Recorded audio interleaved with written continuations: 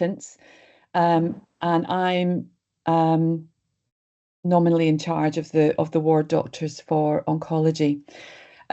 Could the three of you that are in the room introduce yourselves, just so that we kind of all know who everybody is, because I have absolutely no idea who any of you are. Hi, my name is Alia Negud. I'm one of the junior IMT team. Excellent. My name is Chris Kaufman. I'm the new starting F1 on haematology. Excellent. Good. Hi, I'm Cameron. I'm one of the new IMT1s starting on oncology. Good.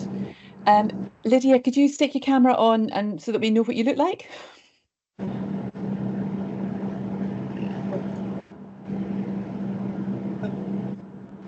Yay. Yeah. Hi. And are you haematology? Haematology clinical fellow, yeah. Excellent. Anastasia? And Anastasia? Well, somebody's in under Anastasia soon, but doesn't really look like an Anastasia, so.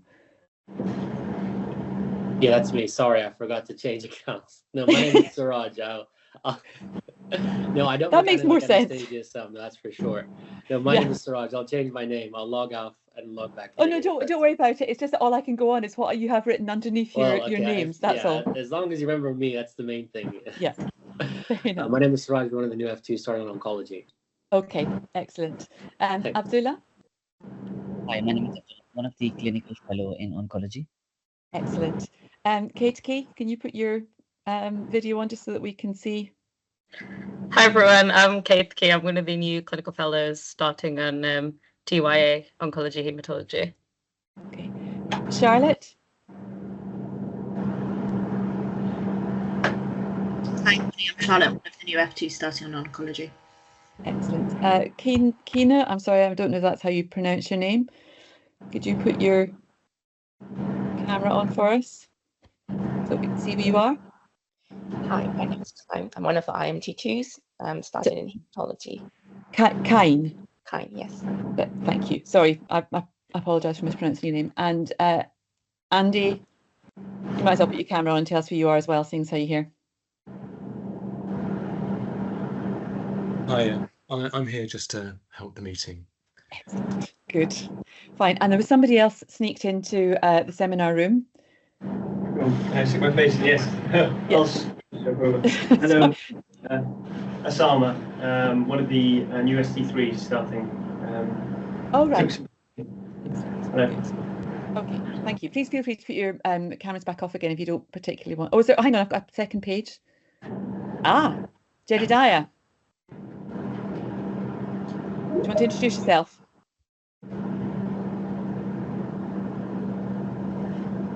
Hello, I'm Jedediah. Nice to meet you all. And you're coming to oncology as well? Yes, I am. Okay. And Ima Islam? You put your camera. Oh, excellent. Oh, you're muted, but sorry, it's always the same. Sorry. Hi, good morning. Emma, I was a clinical fellow at Papworth in ITU and now starting in oncology.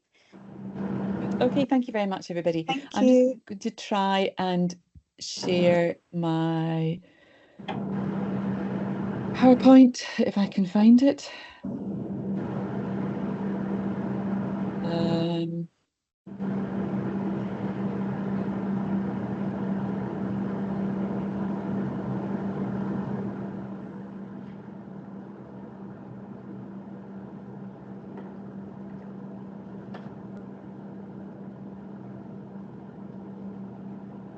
Yeah. Okay, hopefully this will open.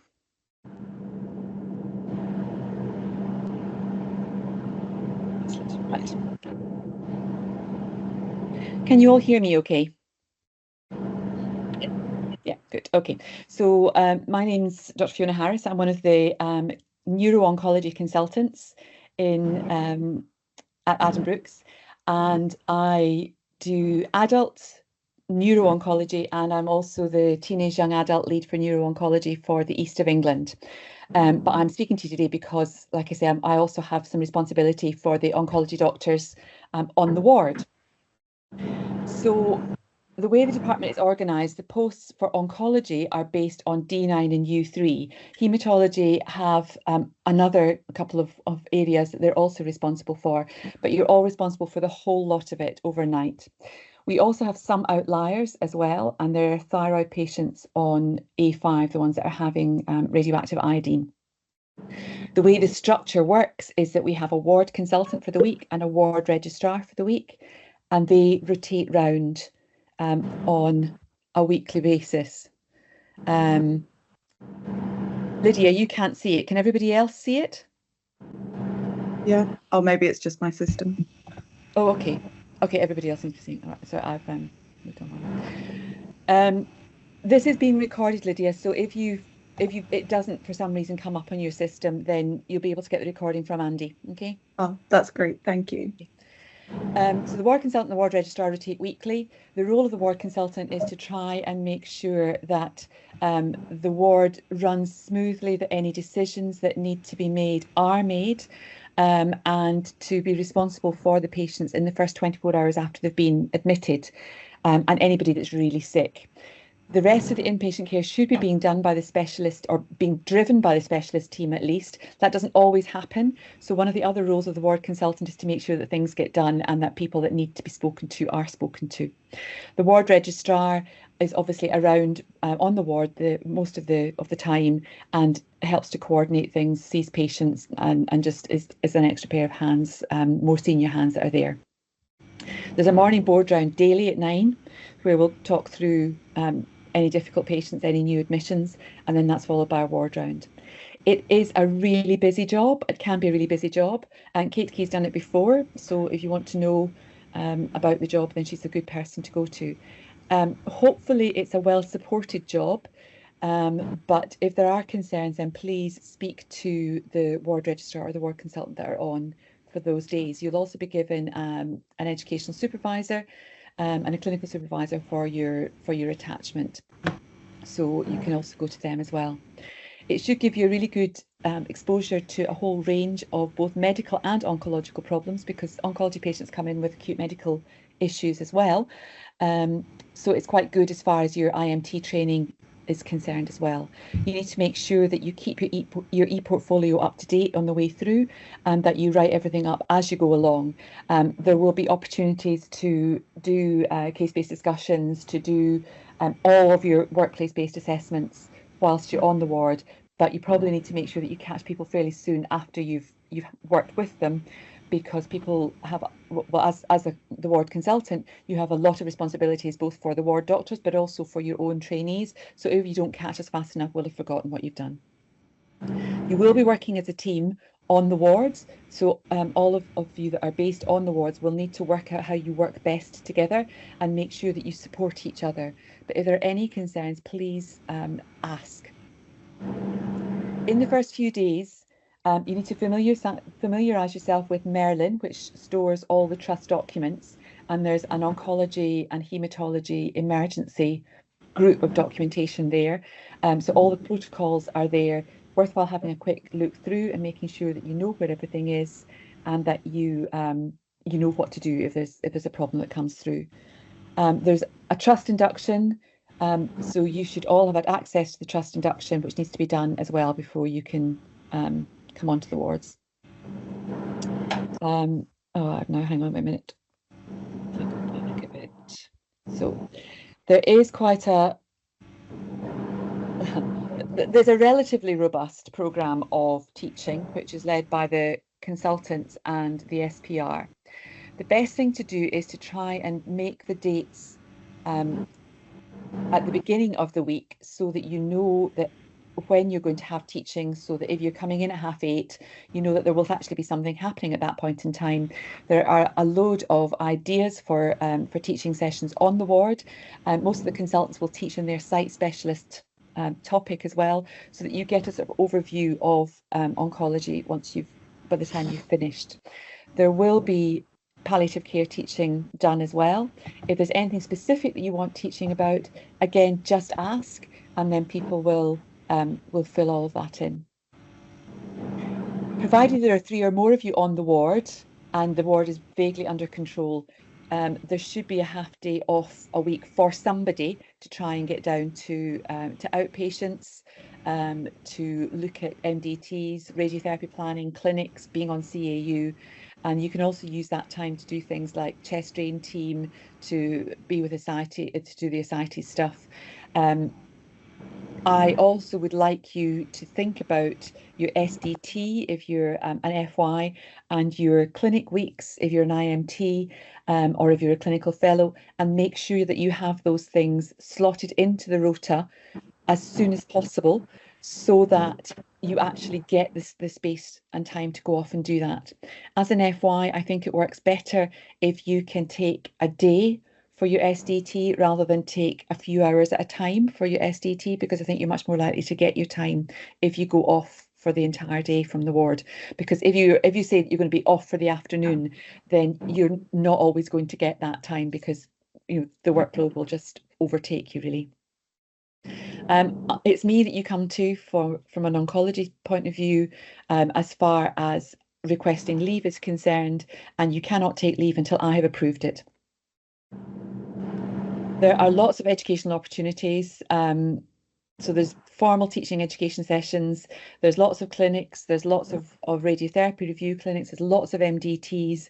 If there is a particular part of oncology that you find really interesting, speak to the team that do that and see when you can go down and be involved in clinics or in MDTs. MDTs are a really good way of getting really good exposure to imaging and the sort of pattern recognition that you get from seeing lots and lots of, for example, MRIs of heads in neuro-oncology is really good, really useful, and it means that you can, it just makes it much easier to pick things up more quickly.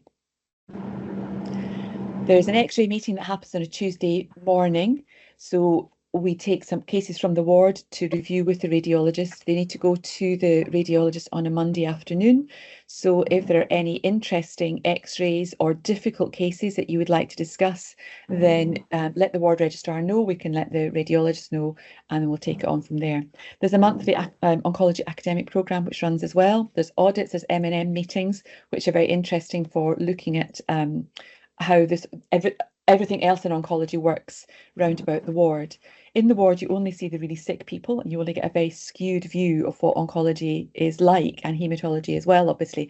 So it is really important to try and get down to the clinics, because they will give you a much better idea of what oncology as a specialist subject is like. And obviously there's the trust teaching programmes too. The rota is a combined oncology and haematology rota, so 7 oncology juniors and 5 haematology juniors, and there's an additional clinical fellow post which doesn't participate in on-call but does 9 to 5 or 8:30 to 5:30 on the ward Monday to Friday. There's 3 different shift patterns: normal days, long days and nights. When you're on call, both on the long days and overnight during the weekdays, you cover both oncology and haematology inpatients and admissions. On the Friday to Sunday long days, you cover oncology or haematology, but obviously overnight there's only one person on to cover both of oncology and haematology. During the weekday, in working hours and sort of standard working hours, you shouldn't be asked to deal with on-call issues. That's an on-call registrar job, and the registrar rota works separately from the ward rota, so there should be somebody on to do that. The haematology registrar is on site overnight, but the oncology reg and the oncology consultant and haematology consultant are all on call from home, but we are all more than happy to be called. Handover is really important, because obviously if you've been on a night, you're going to have to hand over to both oncology and haematology about any admissions or any sick patients, any complex things. So you need to make sure that you're present for the handover in the D9 doctor's office, and then there's a tea time handover and a sort of long day handover on a Friday as well. And then obviously if you're on late, you have to hand over to the night SHO as well. All of the teams have got multiple personnel within them. So there'll be the consultants, there'll be registrars, there'll be CNSs, and then quite a lot of the teams in oncology will have specialist radiographers as well. there's generally a rota up for who is on for that month for that particular site specialty. So you should be able to find that rota and know who to go to. If not, then the registrars are probably the people that will know who is on, but the CNSs are extremely good contacts as well. And each CNS team, if the CNS for that site specialty is not in that day, then there will be somebody covering their phone who will be able to give you some advice or point you in the direction of whoever is actually on. Email and Epic messages can be useful. There is a protocol for how you use Epic Secure Chat as well. It should be used in a situation where you would normally bleep somebody. So if you wouldn't normally bleep somebody, you would phone them, then carry on phoning them, because that's the best way of actually getting hold of somebody.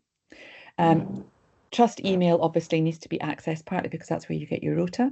And I'm aware that I haven't been able to send the rota out to everybody. That's because I haven't had everybody's emails. So anybody who hasn't had the rota on the oncology side as yet, can you please email me with your email so that I can then send it out to you?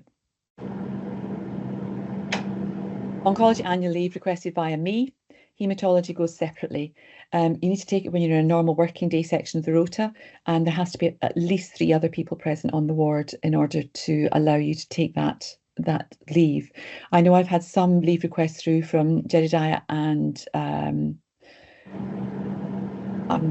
think I haven't had any from Alia, but I've had some from Cameron as well, I think. So just let me know as soon as we can when you want your leave. Swaps are fine.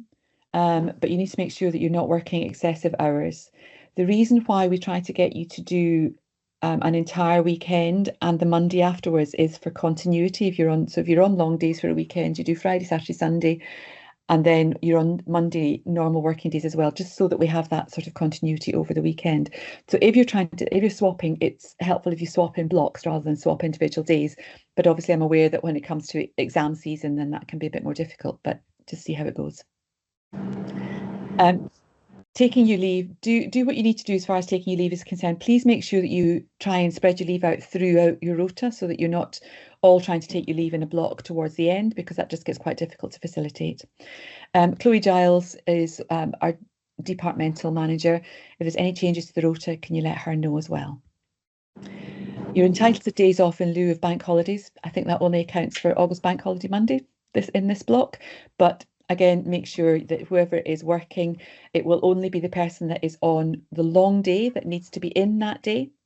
So the rest of you will have the day off in lieu, or have the day off anyway, but whoever's on the long day that day needs to make sure that, again, that you fit that in, that you think about it and fit it in fairly soon so that you're not trying to carry over.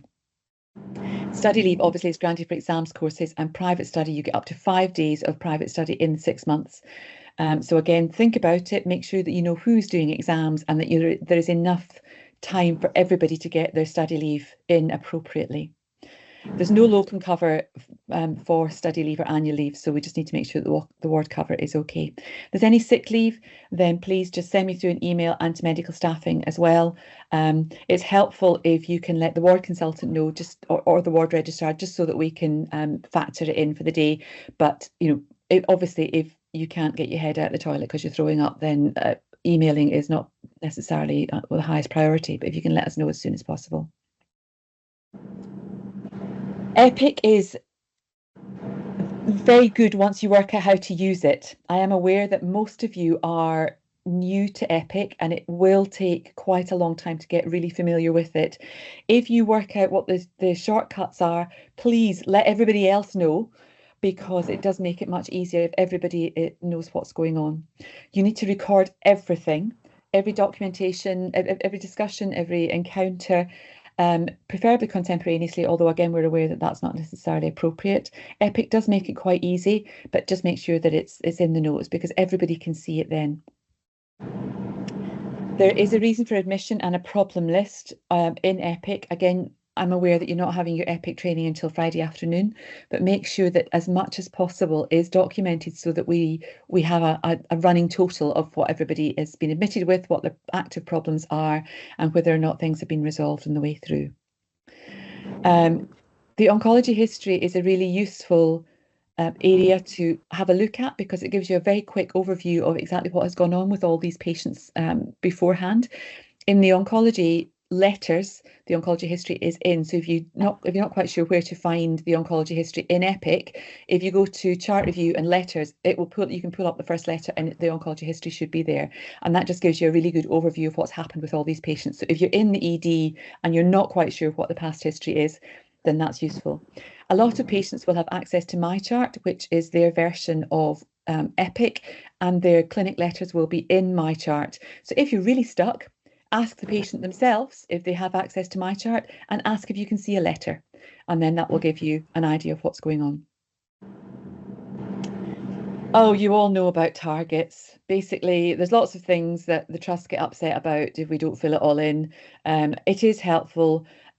Just make sure that you have everything that you can think of documented. In the morning board round, somebody will say, can you please make sure that the respect form is updated and the discharge letters and the venous thromboembolism risk is assessed, and just try and make sure that you do as much as you can think of. We need to record the indication for antibiotic prescribing, and the course length isn't mandatory, but it's helpful because it means that you actually think about how long you're prescribing antibiotics for and what the stop date is, so that it doesn't just hang over for forever.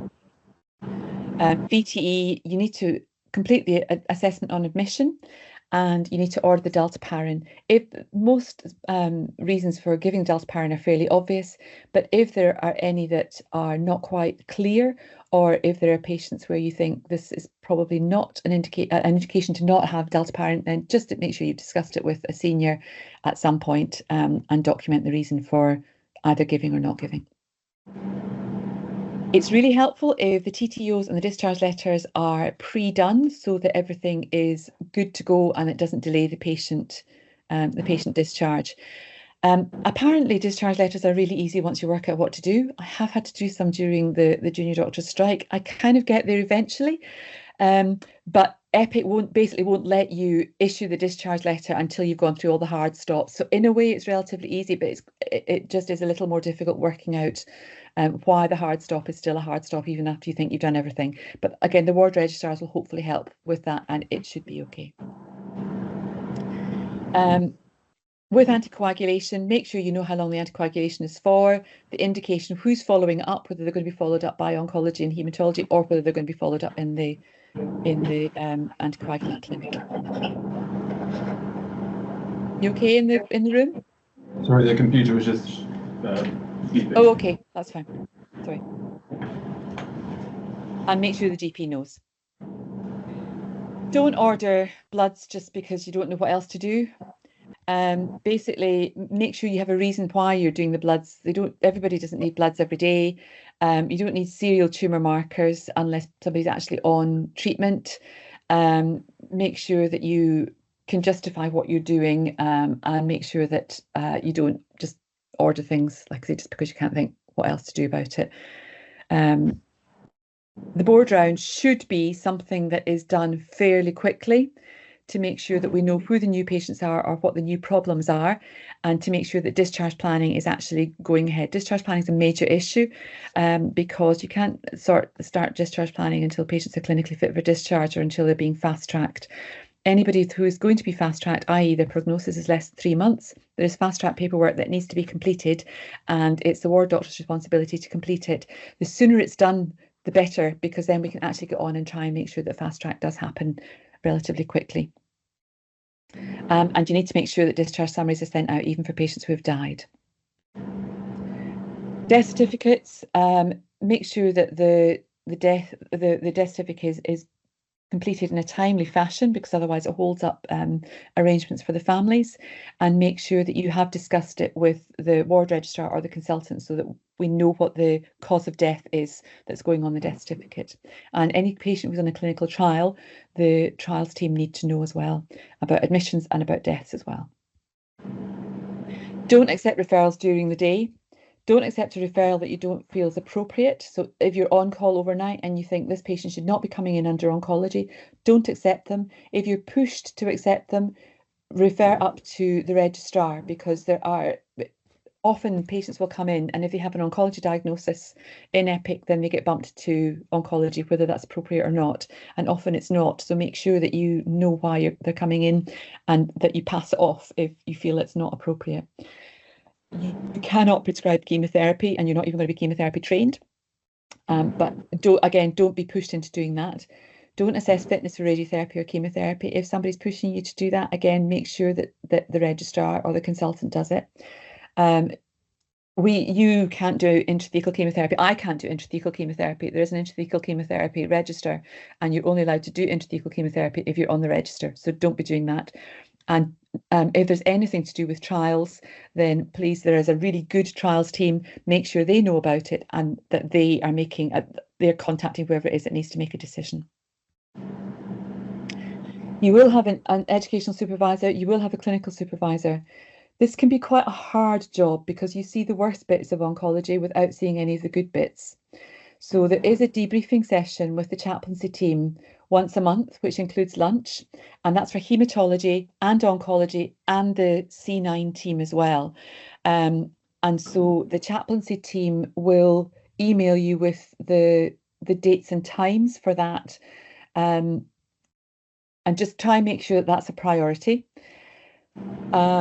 Because I think it's just a chance then to just debrief about some of the more difficult patients and make sure that you're actually managing and that you're coping. If you feel that you are struggling with anything, then please come to your clinical supervisor or your educational supervisor or me. And the ward registrar and consultants are also there if you need somebody. But all of us need support. So there's the Doctors for Doctors set up as well, which I have been through too. So it's not a badge of shame to feel that this is not something that you can manage, or that there's a difficult situation that you cannot manage. Emotions are very heightened on the oncology and hematology ward because of the acuity of the patients and because of the prognosis for patients. So often patients and their relatives as well are very emotionally labile, and their emotions are all very near to the surface, and that can spill over onto you because you're there and you can end up being the person that has to manage the situation. But don't feel that you are the only person that can do this. There are plenty of people around to support you. And that's really all I want to say. So are there any questions?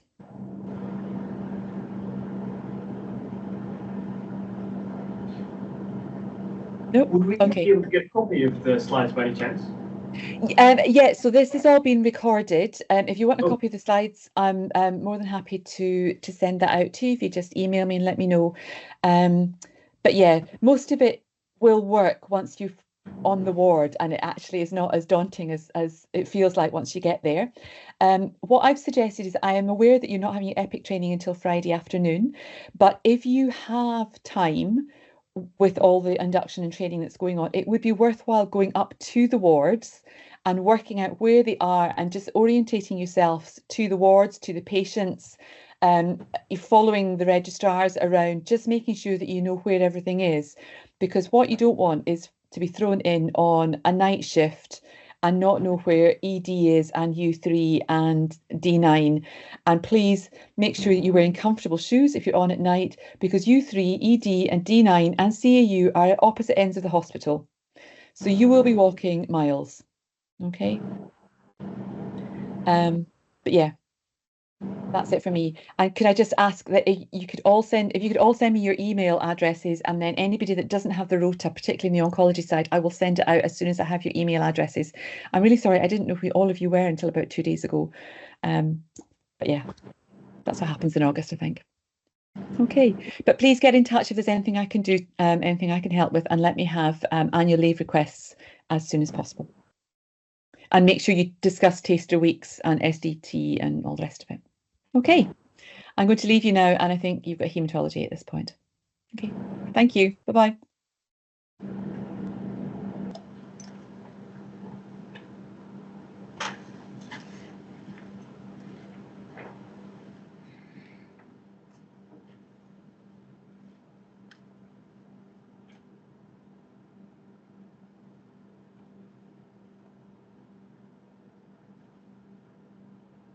Hello.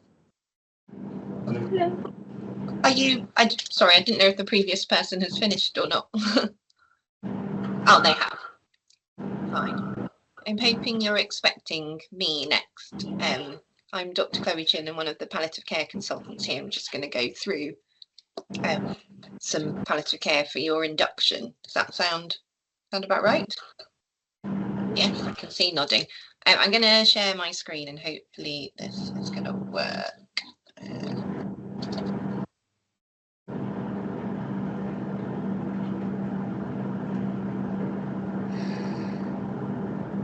Right, can you hear that? Sorry, hear that, see that even. Fine. It's quite noisy. I don't really know why, but I'm hoping you can hear me okay. Fine, well, we'll crack on. I think we've got about 45 minutes before the next person. So we're just going to cover some symptom management, which hopefully will be useful for you during the rotation. And we've got quite a lot to do, but if we can, we'll try and cover pain, constipation, breathlessness, nausea, vomiting, and bowel obstruction. And I'll just give you some tips regarding prescribing and interacting with the palliative care team at the end. Fine. So just moving on to how are we going to assess a symptom? This is one approach. And it's quite helpful. So just you want to evaluate each symptom before you start treating it, ideally. Try and explain to the patient what's going on, try and individualize the management, and then we need to monitor and review how any treatment we're giving is working, and just make sure you pay attention to detail, no assumptions there. I am just wondering, can you see both of my slides, or is it just the main screen? We can see Both both. slides. Hang on, let me see, because I don't really want it to be on this. Hang on one sec. See if we can change that. There we go. Is that better? Lovely. Yep. So in terms of pain, let's start with that. What I tend to suggest is just having some kind of thorough way that works for you. I'm sure you've all got various acronyms that you work through. Have a little think about what might be causing it and any mechanisms, and then just don't forget other contributors to pain, so psychological things. Did they have a long delay to their diagnosis, which is making them angry and anxious? Are they worried about losing control? Are they worried about dying? Any spiritual factors, and then also any social factors. Are they worried about how this is going to affect their family, whether they can care for other people, that kind of thing. So pain, so you've got things like predictable pain, which is something we call incident pain. So that's something that you might expect. So let's say they've got a really simple one. They've got a hip fracture. Obviously, if they're going to weight bear, it's going to hurt, isn't it? So that'd be incident predictable pain. You've got unexpected pain that just sort of occurs out of the blue. And then you've got also neuropathic pain as well. You all know this, I'm sure. You've got your WHO ladder. It's a good place to start. So if someone's complaining of pain, we do like them to have something simple prescribed as a start. Try not to refer to the palliative care team for pain when they haven't even got any paracetamol going. At least try that regularly. It may be appropriate to try an NSAID. We'll talk about that in a minute. Just make sure you've got the dosing right. Older people, if people are at low weight, just need to make sure the dose is reduced, especially with paracetamol. Consider adjuvants at all stages, even at the beginning. Do they need steroids? Is their mood low? Would an antidepressant help them manage their symptoms? Is there anything else? Buscopan, benzos? Are they hypercalcemic? Do they need bisphosphonates to help? You've got step 2, which is things like cocodamol and tramadol. In hospital, we tend to skip this step. If they've really got troublesome pain after you've tried the simple things, you're going to go straight for something stronger, like an opioid, essentially. And we'll talk about that in a sec. So NSAIDs, I just talked about these. I just thought we'd start with this. So, you all know about NSAIDs, and they've got COX-1 and 2 activity. and sometimes their use is limited because of the side effects and the things we worry about, so bleeding, renal impairment, all of that. They can still be appropriate for pain though, and ideally we use low doses for the shortest possible period of time. More recently, we've got the COX-2 inhibitors, so things like celecoxib. It's got no effect on the platelets, so maybe a bit safer. There's also paracoxib, which can be given subcut if necessary. It's just worth bearing in mind. If we tried lots of other things, is it worth considering an NSAID? I tend to always run this past your consultants just in case there's some kind of interaction there. And we'll start low, so 100 BD is the usual starting dose. There are interactions, so things like methotrexate, especially if your renal function is reduced. So it's there, we just need to be careful, I think. But you will see us suggest it sometimes. Moving on to probably our bread and butter for analgesia. You'll be prescribing a lot of this on the wards, I imagine. So you know this already. It's a strong opioid. It's metabolized by the liver to morphine 3-gluconate, which is not active, and then the 6G, which is active. So it's excreted by the kidneys, which is why we need to bear this in mind if we've got patients with renal failure, and we probably need to choose something else if they've got significant renal impairment. So your oral dose is twice as much as the subcut dose. I don't know if that makes sense. So if you are converting someone from oral morphine to subcut, you then need to halve it. So if they're on 30 morphine orally per day, they're going to need 15 in total subcut. A PRN usually acts for about 3 to 6 hours, which is why you'll often see people prescribed their PRN oral morph or subcut morphine sort of 4 hourly. If it's going to work, we would expect a reasonable time for that to last in around that length of time. So things to be aware of: toxicity. This is something you guys need to keep an eye out on the wards because you're up there all the time. It's a big spectrum of things. It's not just when people have got a reduced respiratory rate and not really responsive. You want to try and catch it before then, ideally. So you need to be questioning patients. Are they seeing anything funny? Are they having any funny dreams? Are they having any funny movements like muscle twitches? Do they just feel a little bit more muddled than usual? If you are worried about this, think about reducing the dose to start with. Maybe we need to do an opioid switch, and obviously let us know and we can try and help. There will be situations where this might be more likely to happen. So for example, if they're brewing some kind of infection or sepsis, sometimes what you see first before they get all the overt septic signs is that they just start to not tolerate an opioid, which maybe they've been on for a long time beforehand and managing very well on it. So that's usually a bit of a warning sign if things start to change. Just mentioning naloxone. So this is only indicated if the respiratory rate is less than 8 and the patient is P or U on the AVPU scale.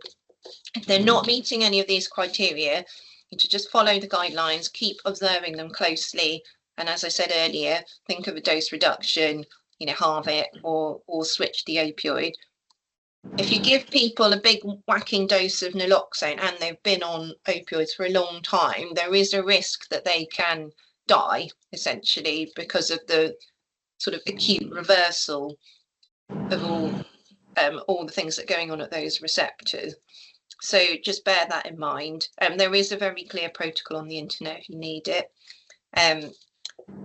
Naloxone has a very short half-life, so we tend to suggest you give a very small dose, so not the 400 micrograms that you probably can remember, or what you might give in the ED. It's 100 at a time, and you just need to stay with the patient and give a smaller dose more regularly if you need to. And sometimes they need an infusion if necessary. We don't give this out a lot, but it's just to be aware of what the protocol is. And then you obviously need to be asking yourself the question, why are they toxic now?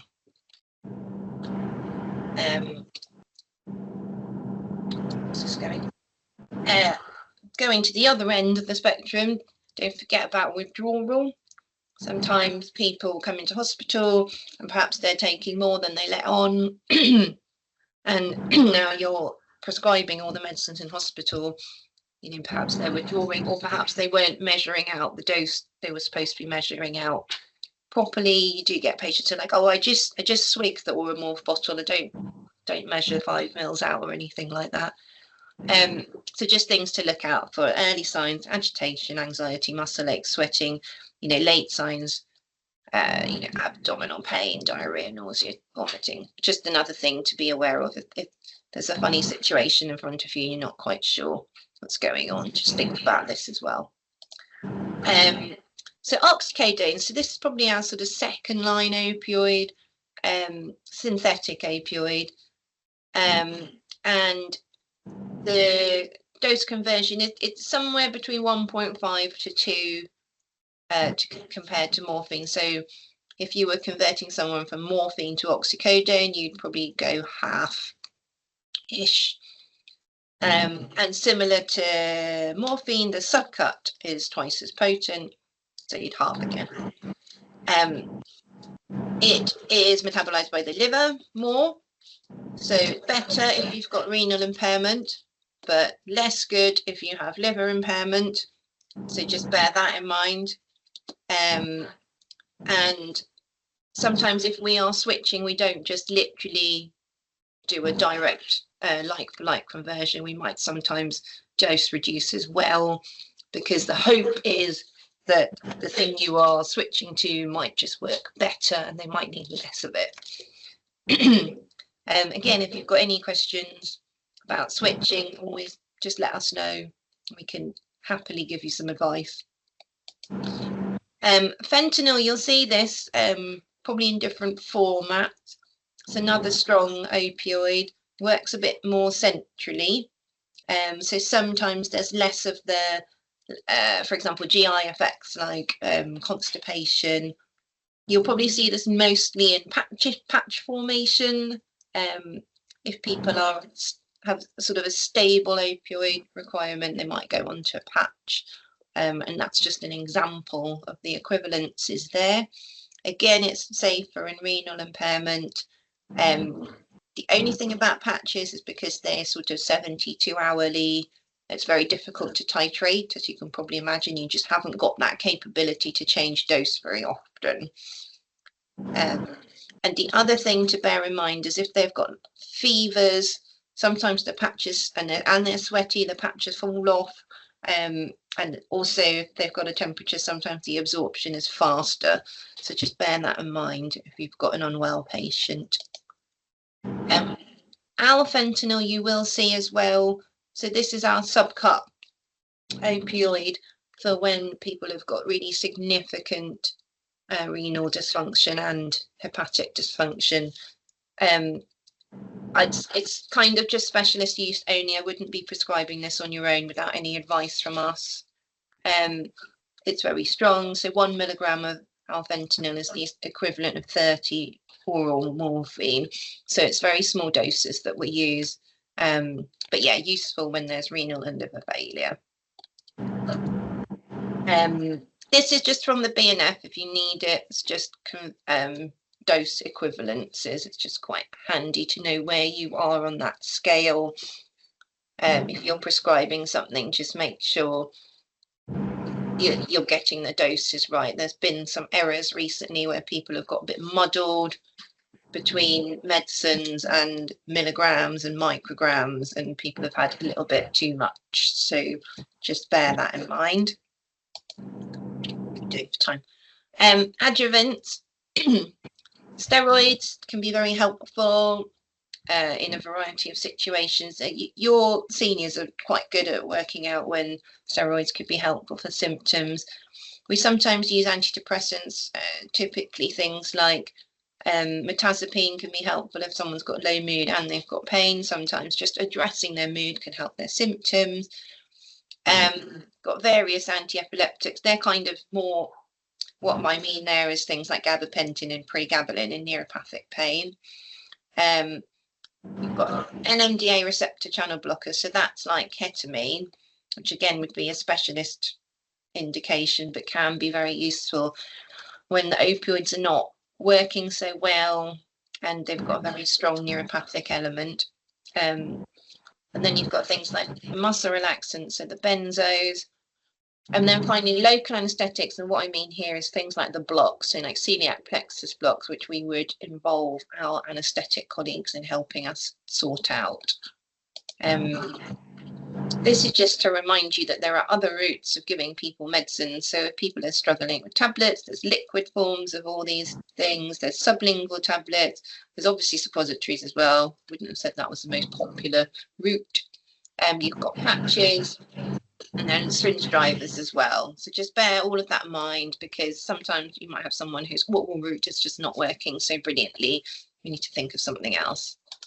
And that's where syringe pumps are useful. You know, you've got a guaranteed drug absorption, a constant level of drug in the body. They're changed every 24 hours. Really helpful for if you're just trying to titrate doses as well. Just bear in mind, once they're hooked up to the syringe pump, it just does take about 4 hours to just equilibrate. So they may need some PRN medicines in the meantime. Some people like them, they just feel more confident with them, and they can walk around with them as well. They're not stuck to their bed with a plugged-in machine. So that is that. Any questions before we move on to the next symptom? No? Okay, right. Constipation. Bowels are really important, especially if people are on opioids. Best practice is that you co-prescribe a laxative if you're prescribing opioids to patients. So always do that. Same thing as what I said at the beginning. Why are they constipated? Is it related to their diagnosis? Have we given them a drug that makes them constipated? Are they just not moving as much? Are they not eating so well? Explaining things to them is always really helpful. Then we need to review their medicines, choose a sensible laxative, and then see how it's working for them. There's no sort of set regime that works for every single patient. If you haven't found this already on Epic.IP stool will give you the stool chart for the last either 72 hours or week, whichever one you want to choose. It's just a bit more easy than looking through all the flow sheets. Just a reminder, these are all the different kinds of laxatives. So you just have to have a little think about what might be the most appropriate one for you. So you've got things that sort of soften stools, and then you've got stimulants that help people pass the stool as well. And then you've got the PMORAs, so the peripheral morphine receptor antagonists. So things like that's like naloxone, which you should only use if you're confident that it's opioid-induced constipation and nothing else causing it. The commonest combination of things is a softener and a stimulant. So most people are on a bit of docusate, 100 to 200 TDS. Can use macrogol as well, which is good, but it's obviously a fair volume. Some people just cannot manage it. Just need to be a bit careful if they've got heart failure as well. And then a stimulant, so Senna. I've never seen one Senna tablet do much, so try 15 milligrams at night, and you've got stronger stuff if you need it. As I've already said, everyone on strong opioids should have a laxative, and then just make sure they are drinking well as well. And the other thing that patients do is sometimes when things are better, they just decide to stop all their laxatives, and then the whole cycle starts again. So just make sure they know they need to carry on. Suppositories or enemas, and obviously if things are really awful, they might need manual evacuation. I know you're taught to just be a bit careful with rectal examinations in neutropenic patients as well, but just it may be helpful to just work out what's going on. Okay, so that's just a quick whiz through constipation. Just going to move on to breathlessness now. treat anything that's reversible, obviously, you know that. So if they've got an effusion, contact the pleural team. If they've got lymphangitis, do they need any steroids? SVC obstruction, is there any radiotherapy that can be done, cluster steroids, that kind of thing. You know all of that already. The mainstay of our treatment is non-pharmacological, to be honest now, because the evidence has changed relatively recently. So this is just an example here. We've got 77-year-old male patient. They've got lung cancer and COPD. So their medical therapy, so all their inhalers and tablets, they're all optimized. And they've previously had long hospital stays where they've required support with their ventilation, so like NIV, etc. And they're just very breathless or minimal exertion. They're very deconditioned, very anxious. They use a bit of oxygen as well. They're just not managing. They've had several unplanned admissions in the past because they didn't really know what to do. So what are we kind of thinking here? What can we do? So have we reversed everything? It's the main thing. Is there an infection that's driving the worsening breathlessness? Is there an effusion? Do we need to do something about that? If all of that has been optimized, then we probably need to think about how do we just help them manage the symptom best. Can't necessarily make it go away, but can we make it feel a bit better at least? Physio is really good at helping with this, by the way. So just giving them some positions that are more comfortable, upright, maybe resting on their table with a pillow on it. Fans, we have batches and batches of these, and we dish them out. So if you have a patient that needs a fan, just let us know. We can come and bring it up. The thought is that it stimulates the trigeminal nerve, which is potentially related to your diving reflex as well. And this just sends some signals back up to your brain and just helps to relieve the symptom of breathlessness. It's summertime, it's hot, making sure the windows are open, curtains are open if possible, there's fans going on, just making sure there's airflow, basically. If they're very breathless, don't tire them out with really long questions. We can teach them some breathing exercises as well as the physios, and a lot of it is concentrating on them breathing out, because when they are panicking, they tend to breathe in a lot and hyperventilate and they forget to breathe out. So it's just about re-regulating your breathing. We used to advise opioids for breathlessness. I'll talk about this in a minute. It's not really advisable anymore. The evidence base has changed. However, if someone is in their last days of life, they can be considered for some low dose opioids and benzos as well for the distress and discomfort related to breathlessness.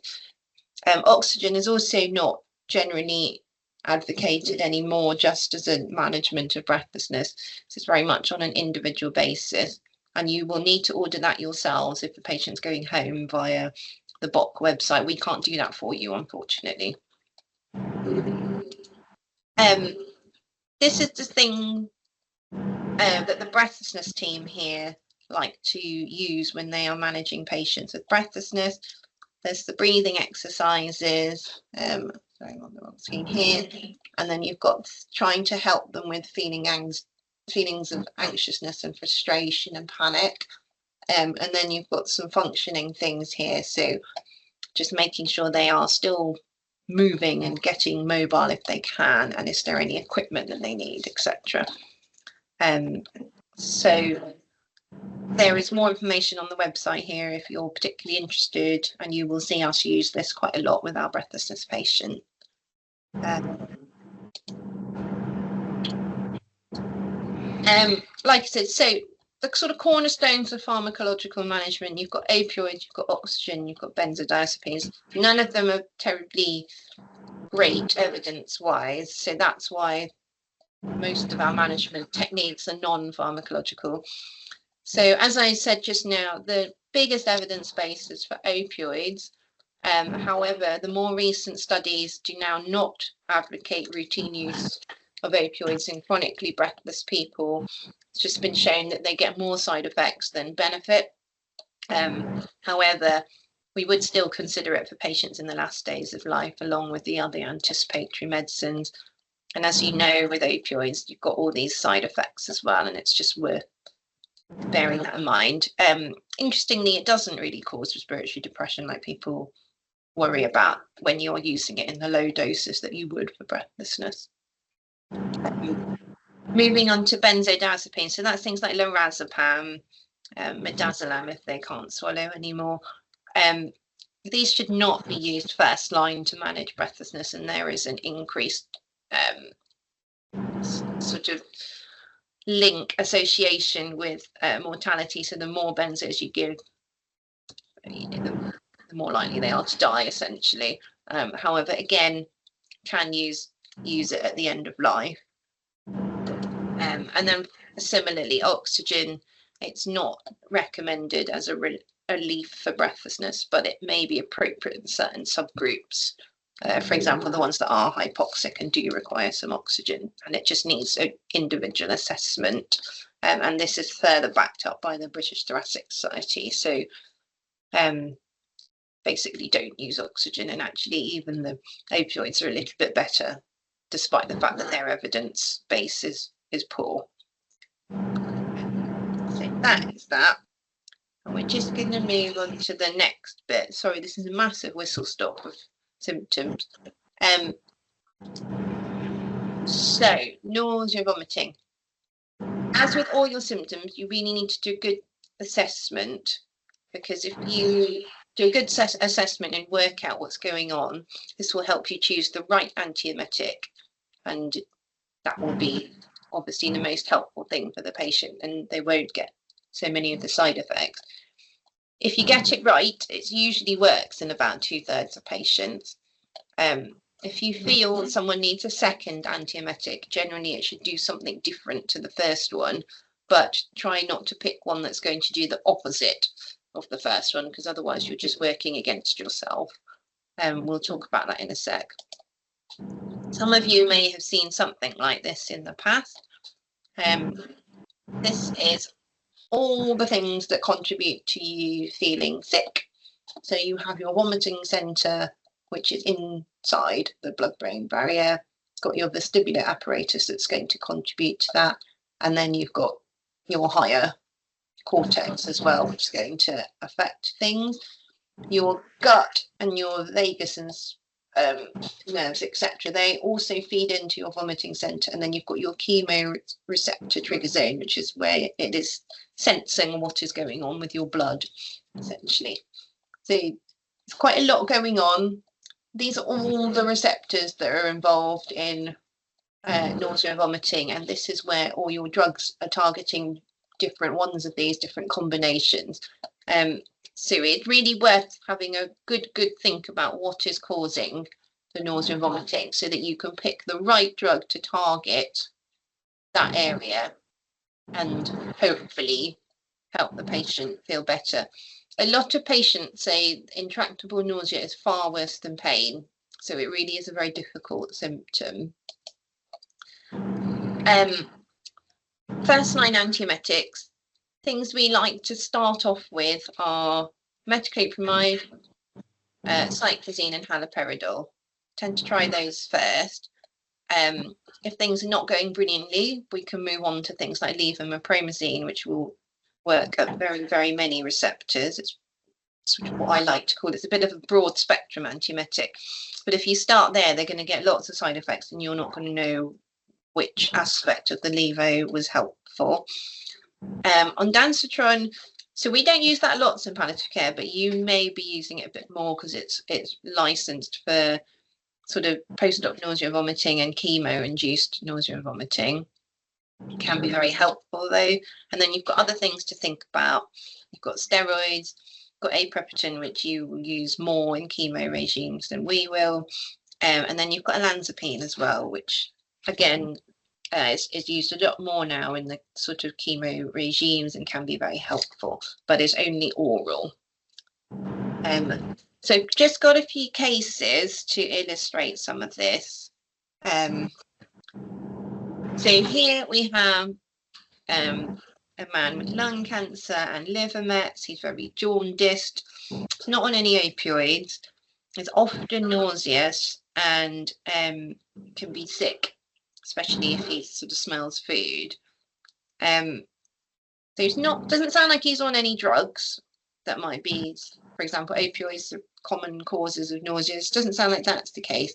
However, it does look like he's very jaundiced and perhaps his liver's not working very well. So I think the thinking here is that possibly he's got a biochemical cause for the nausea that might be sensed by that chemoreceptor trigger zone, and that might be feeding into his vomiting center and making him vomit. So look, if we just go back to this, if we think there's a metabolic issue, we want to try and target these receptors, and the best one to try for that would probably be haloperidol. And if that's not working, then you could move on to levomepromazine maybe. Another case, there's a gentleman with retroperitoneal liposarcoma. His ascites are getting bigger. It's always nauseous. Can only manage small meals, and then sometimes does vomit. So this to me sounds like things are just a bit all, squashed. He's got a retroperitoneal sarcoma, it's got ascites, maybe there's just some compression of the gut going on there and everything has slowed down a little bit. So you could probably give some simple advice here, so sort of little and often in terms of eating. And this is where doing something about the reversible might be helpful. Can we drain the ascites? Would that be something that would help straight off? And then could we do something to help his gut move the food along? So could we prescribe a prokinetic like metoclopramide?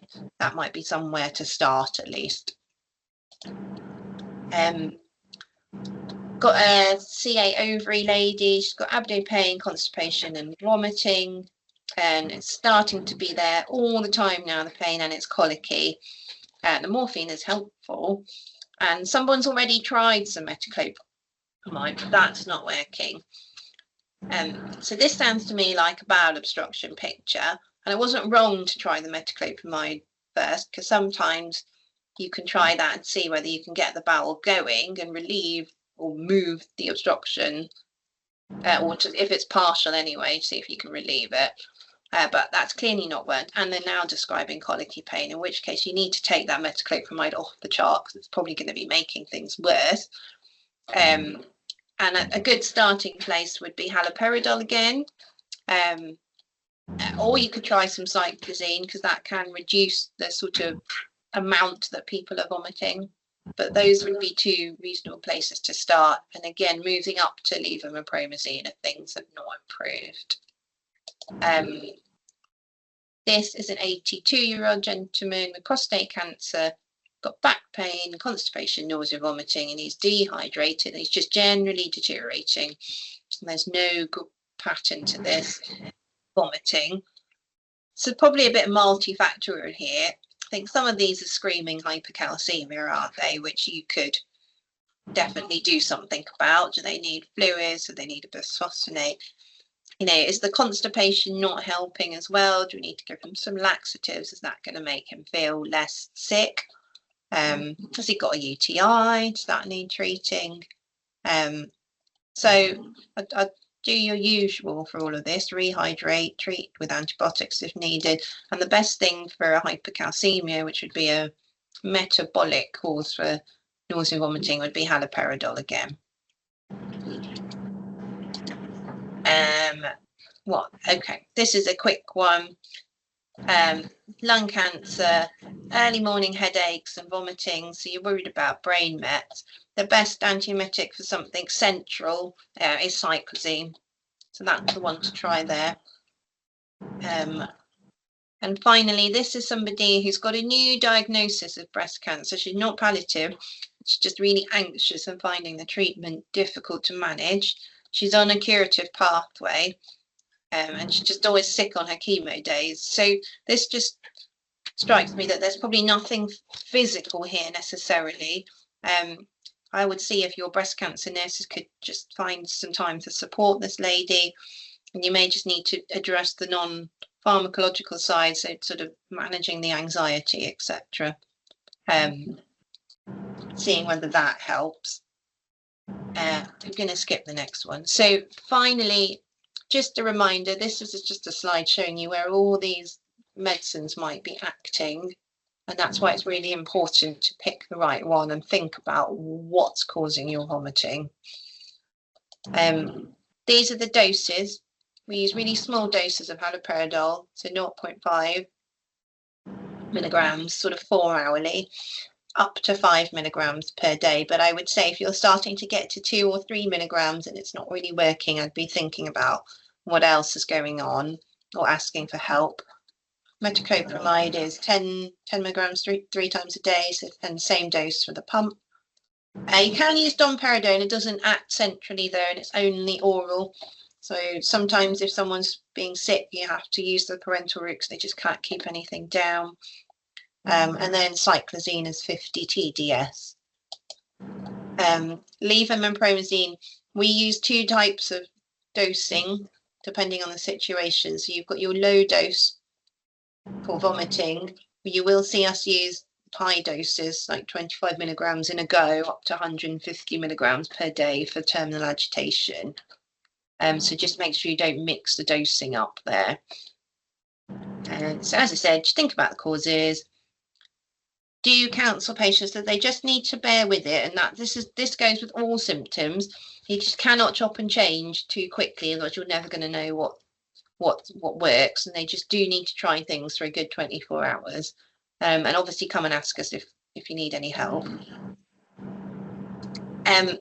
We've talked about bowel obstruction a little bit already. Again, you'll probably see this relatively commonly on the ward. It's common depending on what tumour they've got. And you know this already. Common symptoms. It can be partial or complete. It could be at a single site. It could be at multiple sites. It can be subacute. There are lots of people come in frequently with recurrence of their bowel obstruction. And then you need to have a think about what's causing it. They've got something slowing their gut down. Is there something blocking outside, inside? And that's contributing.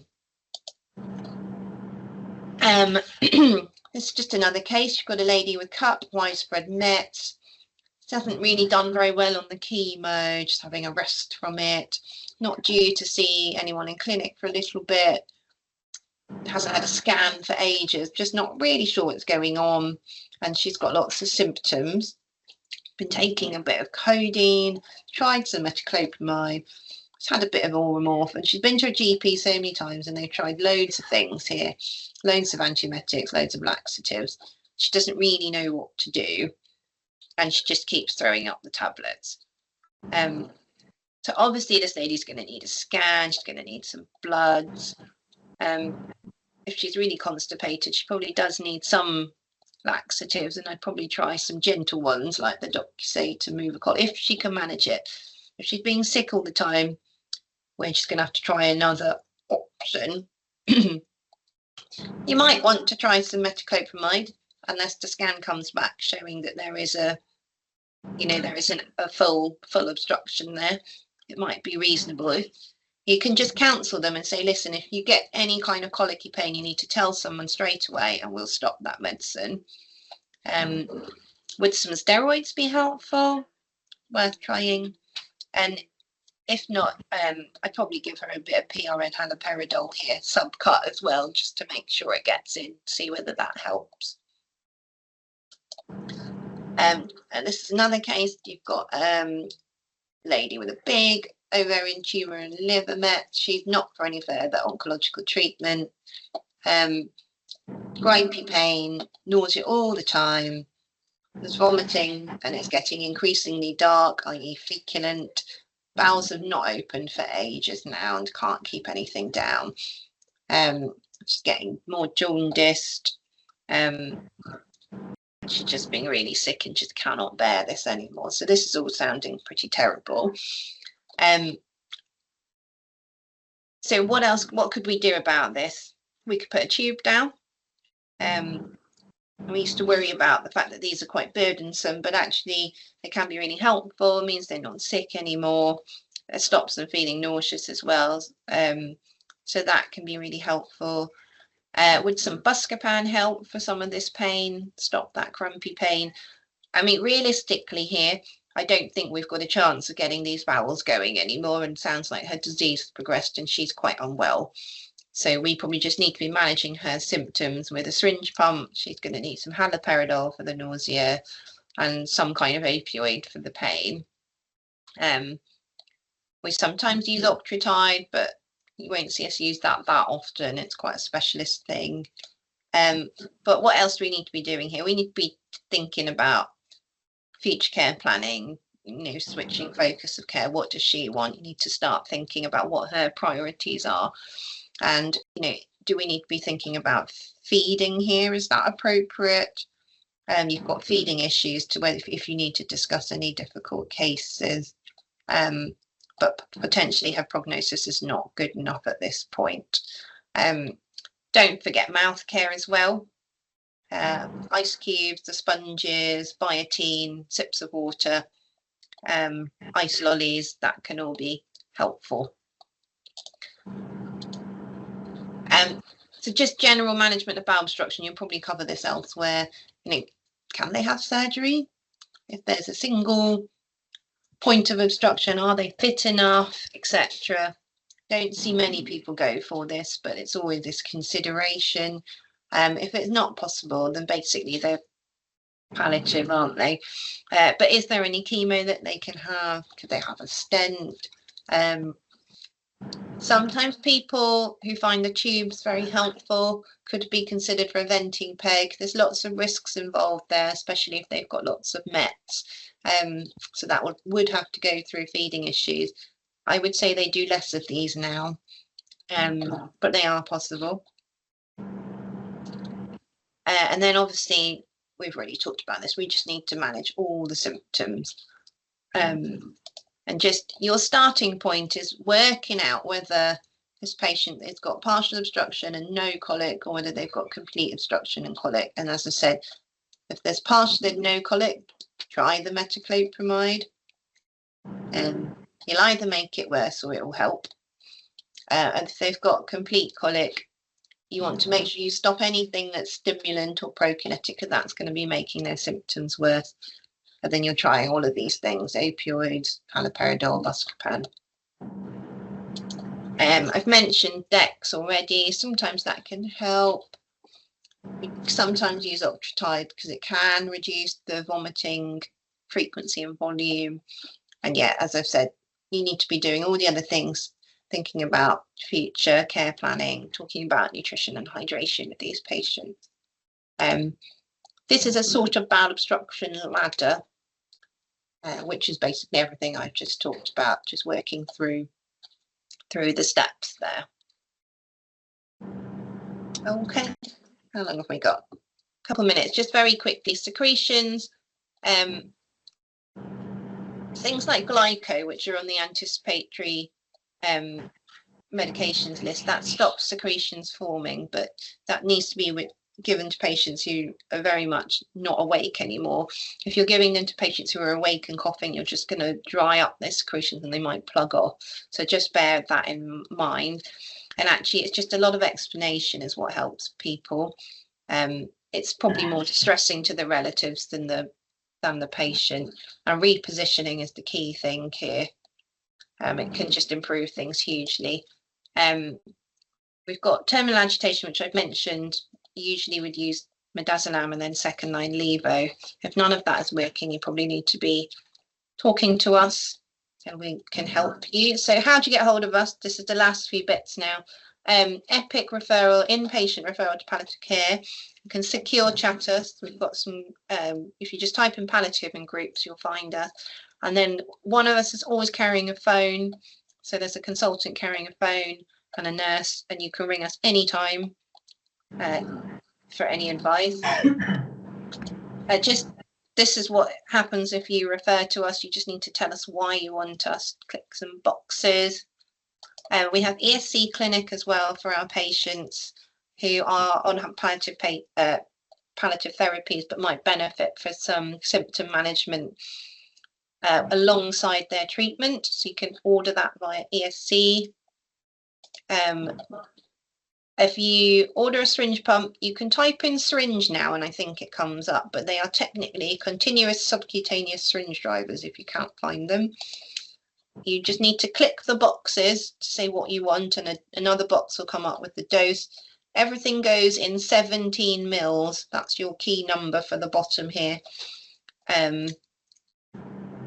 that's that. And then last days of life meds are an order set. So if you type in last days, this lot will come up. And these are the standard ones unless we tell you otherwise to use. Okay.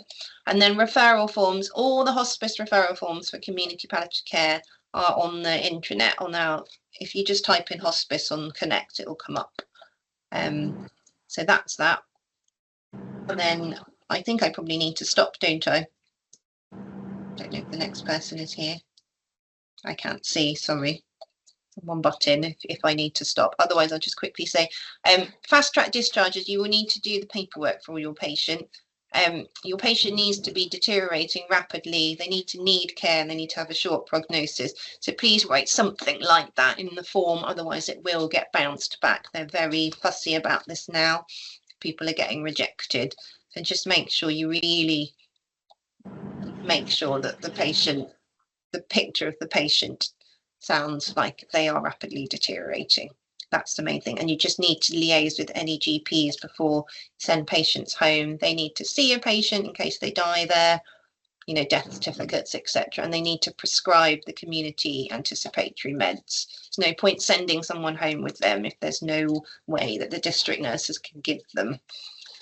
That all right? That's kind of it, really. Oh yeah, feeding issues. Don't forget about that. We sit on feeding issues. If you need any help, let us know. And then further teaching. I think we're going to try and organise some hub days that hopefully you can come to for some more detailed symptom management. So sorry, whistle stop tour, and I'm a couple minutes over, but I hope that was helpful. There we go. Is that all right? Anyone got any questions?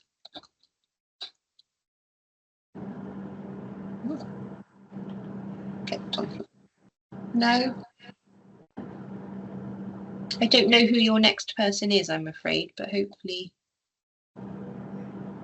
Are they here?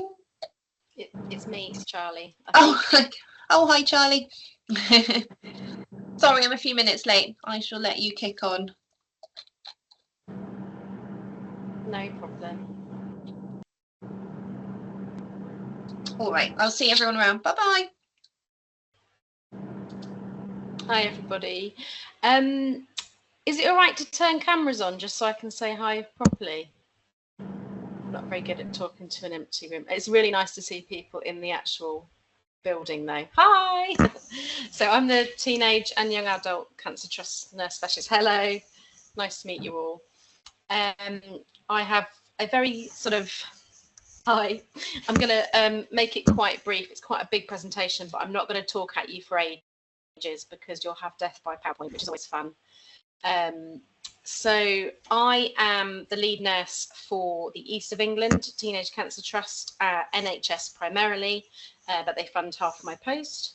And my role is to lead and manage the teenage and young adult team and the service here in collaboration with Dr. Helen Hatcher, who is the clinical lead for TYA for oncology and generally, but also Ben Utenthal, who is the TYA lead in haematology. I'm just going to share my screen.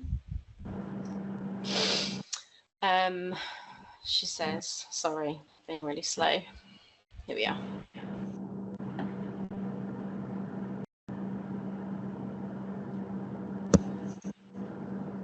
It's not working. Here we are. Can everybody see? Yeah? I'm just going to assume yes. Brilliant. So this is our remit. So this lovely little line here that I've drawn is what we cover in teenage and young adult land. So we have the Principal Treatment Centre, which is Addenbrooke's. So this is the mothership. And then we've got the designated treatment centres at Peterborough, Norwich and Ipswich. Okay, so they are designated centres that can look after teenagers and young adults and manage their care. Now, the headline from that is anybody 18 and under must be treated at the Principal Treatment Centre here. So any referrals should come through to us. You'll be surprised how many don't get through. And that is because they have access to the best trials, especially as cancers are very rare in young people, which I'll get onto in a moment. But also so that they have access to the teenage and young adult cancer support team, the ward, and the service there. So the main cancers that we see, I'll start off with our incidence, and it's quite alarming actually. In the east of England, we have the highest incidence. Don't know why, but we do. We also have a very small team, which is not great. Working on it, it's very, very difficult at the moment with the financial situation to get any extra funding for any staff, sadly. Ignore this. My last time I used the presentation was at the British Neuro-Oncology Society, so I underlined that. But these are the main sort of categories of tumours that we see. Now, carcinomas are the highest, particularly thyroid, skin, and then there's others such as bowel and breast, which are very, very rare in this age group. And to define our age group, that is 14 to 24. So we work across paediatrics and adults. We'll have lymphomas, obviously. So those of you who are in haematology will know that leukemias and lymphomas are the higher category of patients that we admit for treatment, but lymphomas are mainly outpatients. It's leukemias that are inpatients. Bone tumours and soft tissue sarcomas. So 2,374 cases per annum. That was the data from 2016 to 2018. That will have increased. It accounts for less than 1% of total cancer cases in the UK. So you'll think that that will be really low and insignificant, but the types of cancer they get are really tricky to treat often, and they require a lot of extra support. That's why we have a specialist unit with for young people with doctors and nurses who work there who specialise in looking after that age group. Not an easy age group to look after, and it's a very difficult transition from children's services to adult services if that has to happen. And that's why we exist. We're there to help support, make sure they can get through their treatment with treatment compliance, understand their illness and treatment, and support them through all of that, including their family. So survival rate at 5 years has increased over the years, and we're now at 70% for overall survival, which is better. You will see the worse, the poorer outcomes in hospital who are admitted, because obviously that gives you a warped view because the sickest people get admitted. So who are we? So that's us. I'm not going to read through this because you'll fall asleep, but this is our Epic Secure chat group. So if you need any advice that's urgent, we're all on there, and it's your best way of getting a quick response to an answer. Say you've got a question about, you've got somebody in A&E that has leukemia or an airway obstructing tumour and they need to start treatment straight away. You want to ask questions about place of care, fertility, always banging that drum. It's really important if it's appropriate. Just give us a shout on there. We're not 24 hours, and there's lots of information on Merlin. If you just type in fertility, the first thing that comes up is a protocol that I've edited with a lot of other clever people, much cleverer than me, on how to do fertility referrals. So I will show you that before I go, because it's one of the things I get asked the most. This poster I'm going to be putting up everywhere, but it just explains what we do for a living, but get rid of that. This bit, need to refer. So if you've got a young person in ED that's brand new, or you're seeing them in clinic and they're brand new, they need to go through our MDT. They must go through it, where we discuss them and place of care. We don't talk about treatment, but because that's the site-specific teams that do that, and they must go through the site-specific MDT separately. But this is how to refer. And I think, Emma, you'll make this available to everyone, will you? And that's the Cancer MDT. If you want to email them, you can, but that's mainly external. You can do a referral on Epic. That's it. And then that's our contact details there as well. So what is our role? Probably is more important. Psychosocial support for patients and relatives, and signposting them to the appropriate support they may need. So we work closely with the cancer navigators as well as the site-specific teams. We help with transition from children's services into the TYA and adult services, but we also help transition them out in good time with lots of preparation, because when they turn 25, they're no longer eligible for TYA service support. And we manage that with the navigator team and with Maggie's and with Macmillan and whoever else is out there. So that's a carefully managed process, and we're in the process of updating that and making it a bit more streamlined and a bit more effective. We've got a community support worker, social worker, who will go out and visit people who are not treated here, who are treated locally.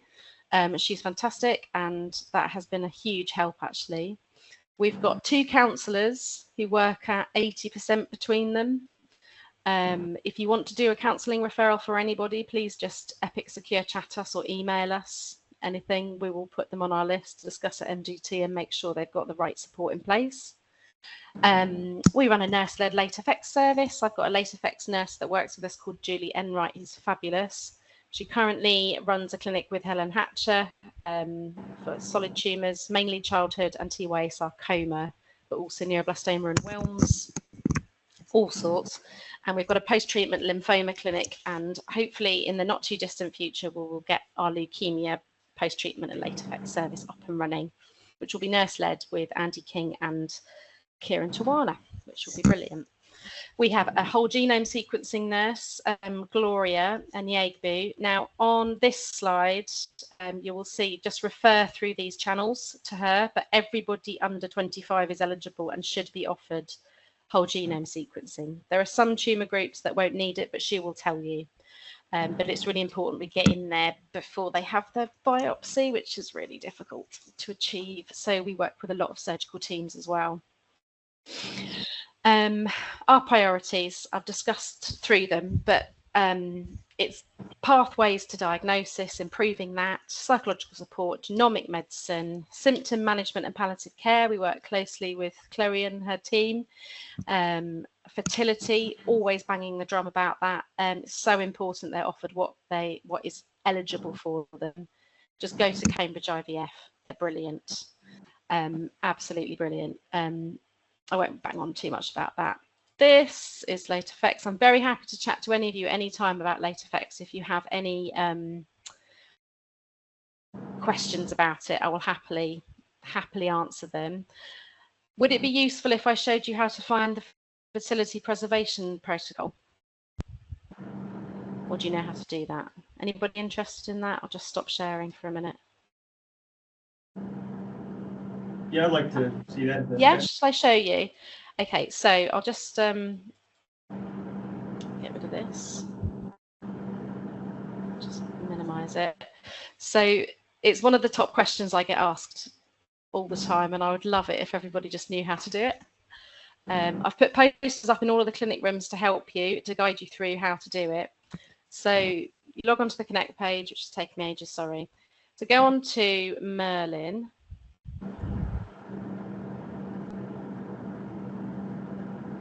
Go into Merlin, and literally at the bottom here, just type in fertility. I'm afraid. Can you hear okay? Yeah, we can hear. We just stuck on the PowerPoint slide. Oh, sorry. I'm sorry. I'm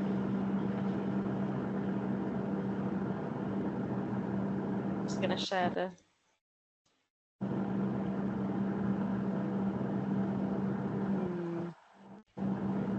This one? Yeah, is that working? Yeah, sorry about that. So you go into Connect, go to Merlin, and at the bottom just type in fertility, search, and the first thing that pops up, I'm so proud of this, is this.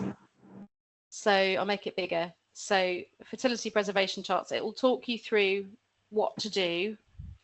So this is for female fertility preservation. It's either this or a 25-page policy, and I thought you'd probably hate that. And any clinician working at high speed would probably hate that. You just need to know where to go and what to do. And essentially, the links here will lead you to the referral forms. They'll guide you towards the urgent telephone numbers and on-call scientists. But also, some people, as you'll see at the bottom here, are not eligible for Cambridge IVF. So if they come from Norfolk or Suffolk and are having treatment here because it's a principal treatment centre, they won't be eligible unless they're 18 and under for Cambridge IVF. However, they're wonderful at Cambridge IVF, and if you're in a rush and you just want to get them referred, they will do it all. It will just need to, the sample will need to be moved at a later date because of commissioning to be stored. But, you know, in a crisis, you know, that can be worked out. But some people may prefer to go to Bourne Hall, and on here I have put the referral process as well. I am updating this, so it might disappear for a couple of weeks at some point, but we'll make sure everybody knows that. And then there's just how to refer on Epic as well to Cambridge IVF. I hope that was useful, and it wasn't supposed to be a fertility discussion, but I thought you could do with that information. And just know the door is open. Please just call us. We don't manage people's treatment, but we help them get through it and support them, whatever their cancer pathway is and whatever their outcome is. So, any questions? I've just talked at you. Well, thanks for having me. Emma, have I got more time, or shall I, you know, let everyone go get a coffee? If you're done, I can have a brief chat about hematology. I don't know how much time is left. I'm done. If you need me to go so you can do that, that's fine. Okay, so yeah, I can share my screen and I can just briefly talk about hematology for a handful of minutes. Yeah, thanks. I'll see you all. Good luck. See you around.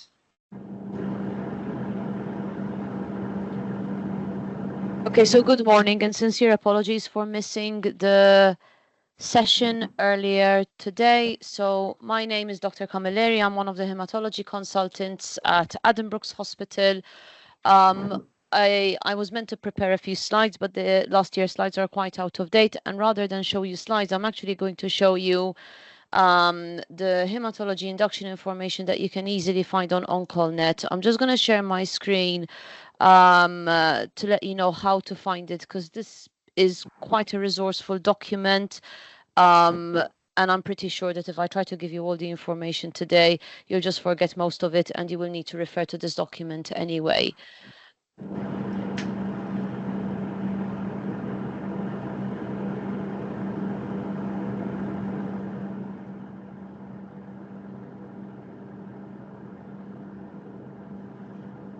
Can you all see my screen? Yeah, okay, there are nods. So basically, this is our induction document, and the way you get to it is basically you go on the home page. I like to go on view all apps. You go under O, and there's the hyperlink for OnCallNet, where you will find most of the, basically it is the hematology and oncology version of Merlin, and you will find a lot of protocols that are specific to hematology and oncology in this document library.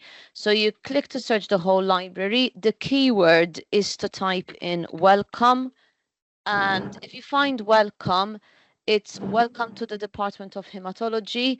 That is the most up-to-date document we have available. It was updated in August 2022.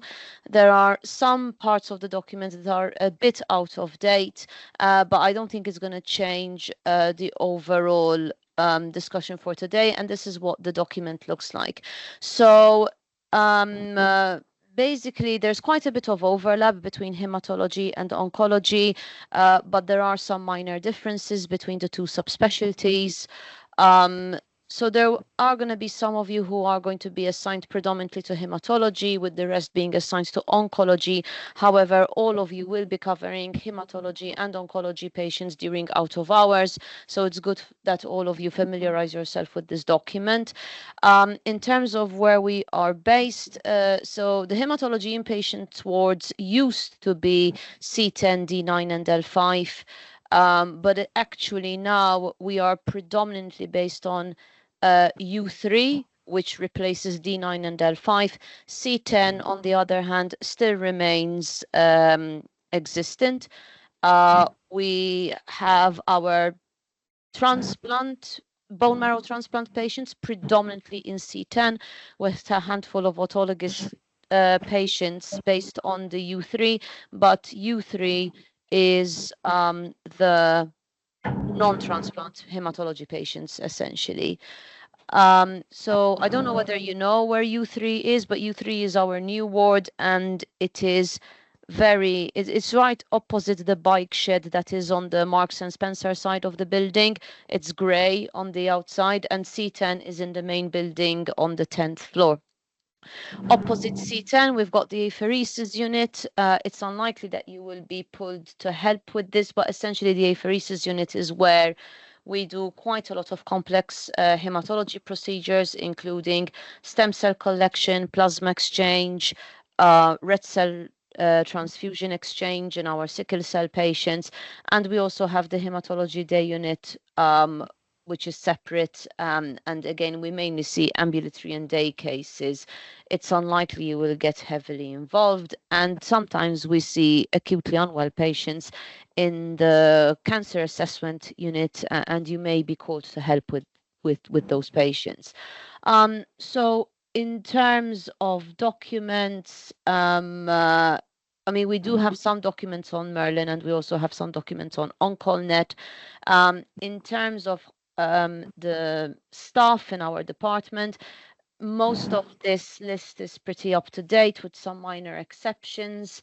So Dr. Kiran Tawana, who's been mentioned by the TYA nurse, she mainly works with leukemia patients, and she's back from maternity leave.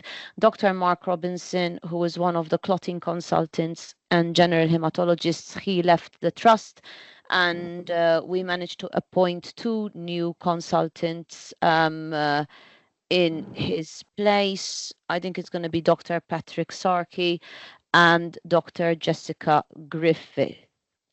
I think the rest of the list is pretty much okay.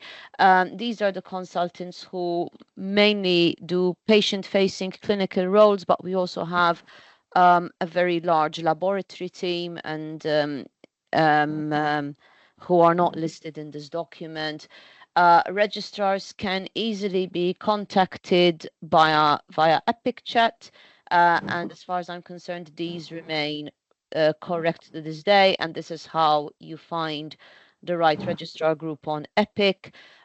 So the team covering U3, we still call them D9 and outliers, whereas the transplant team are the C10, C9, with C9 being predominantly TYA patients. We also have quite a big liaison service, so hematology provide a lot of liaison services to other specialties, and that is mainly run by registrars, either providing transfusion advice or coagulation. If you've got a very tricky coagulation case, it would not be unreasonable to reach out to the coagulation SPR and to the coagulation team, which I will talk about in a bit more detail later. And we also have a separate registrar who mans the malignant advice and referrals, and sometimes we may get new patients on the ward through that registrar. So when you are on call, either doing long days or when you're doing your nights, please make sure that you opt into the hematology oncology SHO out of hours group, and the hematology on call SPR will also have a separate Epic Chat as well. So yeah, so working hours are Monday to Friday from 8:30 to 5:45. Please make use of our very big nursing team. They can be very resourceful people to turn to, especially if you're not entirely sure how to access resources and book people into appointments when they are discharged from hospital. And there are some useful phone numbers in case you can't get through to them through Epic Chat. We do receive referrals from other hospitals. So basically, the Hematology Malignant Service, we are the transplant center for the region, and we accept patients from Peterborough and Hinchingbrook, Kings Lynn, West Suffolk, Bedford, Norfolk and Norwich. Sometimes we get the occasional allograft patients and CAR T-cell patients. And you also have some contact numbers for Arthur Rank Hospice in case you need it. Great Yarmouth, yeah, sometimes we do get the occasional TYA patient from Great Yarmouth as well. We've spoken briefly about the hematology ward already. In terms of ward rounds, 2 times a week you will have a consultant-led ward round, generally on a Monday and Thursday, but sometimes this can vary. There are some consultants who do it on a Monday and Wednesday. The rest are all registrar and SHO led. So hematology is quite top heavy. We do expect you to ask questions. No question is too silly and no question is too minor. I'd rather be approached with a silly question than be approached with a silly mistake. So please make sure you ask questions, even if it sounds obvious, until you get used to how we operate day to day. Registrars are generally very, very approachable, and we do have a culture to escalate early. Shift between handovers, between shift handovers, this is crucial. A lot of our patients can become very unwell very quickly, both in oncology, but even more so in hematology, because most of the conditions that we deal with affect the bone marrow, cause bone marrow failure, and they have a tendency to be more profoundly neutropenic for longer periods of time, probably a bit more than oncology. And infection and neutropenic sepsis is going to be the bread and butter of your time with us. And patients can decompensate really quickly. So if you are really worried about somebody, make sure you communicate this really, really clearly to whoever is covering out of our shifts. Day-to-day working practices, we do have a medical handover at 8:45 on a Monday following the weekend, and we also have a daily board round starting at 9:15. For U3, we now tend to meet in the MDT room, but sometimes people can dial in remotely, but it is encouraged that these meetings are had in person, and usually the consultant tries to join in. If the consultant is not there, there will always be a registrar to help you. Discharge summaries, please ask your registrar to see whether they've got any useful smart phrases. And we are quite well supported by pharmacy colleagues, so please make sure you make use of the pharmacist as well. Common practical procedures, blood samples, these are usually taken by the phlebotomists or nurses through Central and Hickman lines. We just need to make sure that the blood tests are requested for them to be taken first thing in the morning. I mean, we generally do blood tests every day, and if you are covering C10, there will be some additional tests you need to take on Mondays and Thursdays. Generally, patients would be on immunosuppression, so we do need to measure cyclosporin and tacrolimus levels, and we also need to check for adenovirus, CMV, and EBV. In patients post-allograft, because if we do find them positive on PCR, we may have to actively treat them. So there are a couple of invasive procedures that usually the registrar gets to do, but feel free to watch them happening, and they can happen on the ward. Bone marrow assessments and lumbar punctures tend to be the most common procedures, and lumbar puncture, it could be done for diagnostic purposes, but it's usually carried out to deliver treatment. Hickman line insertions and PICC line insertions are generally carried out by the vascular team. So if you do need a PICC line or a Hickman line to be inserted in one of your hematology patients, you do need to send an EPIC chat and an EPIC referral to the vascular access team. So chemotherapy, so the laws of the land say that SHOs cannot prescribe chemotherapy. In order for you to prescribe chemotherapy, you need to be on a dedicated chemotherapy prescribing register, which is usually reserved for ST3 plus trainees. However, it is good to familiarize yourself with certain common side effects of certain common drugs. I really do not expect you to know the ins and outs of complicated hematology regimens. I don't think that's a very good use of your learning time educationally, unless you really want to do hematology in the future. For those people who are not so keen, just have a rough idea on what side effects these chemotherapy drugs can cause and how we generally tend to support our patients. Because outcomes are pretty much dependent on how well we support our patients through this very difficult time. Supportive management takes various forms. Antiemetic therapy is only one of them. You are going to have a separate session on how to deal with hematological emergencies. I believe Luke is going to give you this session, who is one of our very experienced fellows, and I believe now he's going to move on to become a pediatric trainee. So neutropenic fever and sepsis, you've got a hyperlink here that is very helpful so that you can access the policy. You are going to be prescribing a lot of blood products, and sometimes you will be asked to prescribe special blood products. And by special blood products, I mean irradiated versus non-irradiated blood products. And sometimes you can give HLA matched platelets as well. Giving CMV negative blood is a far less common practice really, but you do have guidelines to help you. And like I said, if you're stuck, ask the registrar. There is a small description on what stem cell transplants we do. We do quite a lot of transplant work at Addenbrooke's because we serve the whole east of England.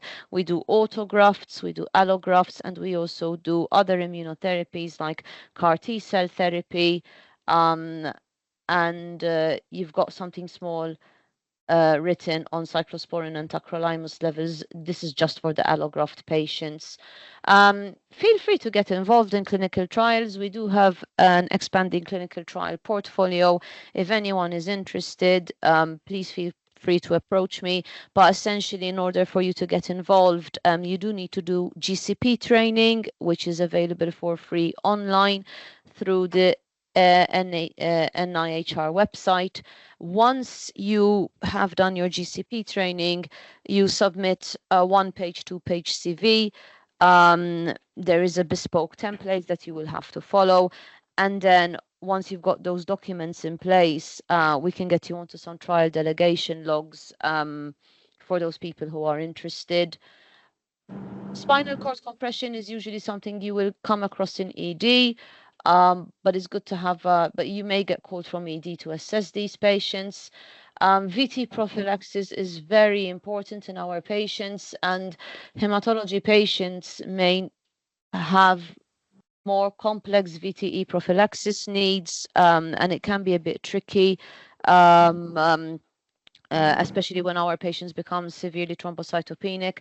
So if you're dealing with somebody with a low platelet count, don't just stop their anticoagulation. Please ask, because not all thrombocytopenia is significant enough to stop VTE prophylaxis. So the bulk of your work is going to be malignant hematology, but we do have a section called non-malignant hematology, where our colleagues mainly deal with non-malignant hematological conditions like red cell disorders and bleeding disorders. Like I said, they are not going to be the bulk of your hematology work, but you do occasionally get the hemophilia patient admitted with a significant bleed needing inpatient treatment. And sometimes you do get the occasional sickle cell patient coming in with an acute painful crisis. So you may encounter these patients from time to time. If there is a patient admitted with a non-malignant hematological condition, generally our colleagues from the hemostasis and thrombosis team, they're usually very hands-on with the patient, but sometimes they won't necessarily be available in cases of emergency. The IMT covering hematology within hours is expected to help with the care of these patients, especially if the clotting registrar is not available, you know, they're stuck in clinic or they're stuck seeing someone else in another ward, and the consultant is not physically in the building. In terms of admissions, we do not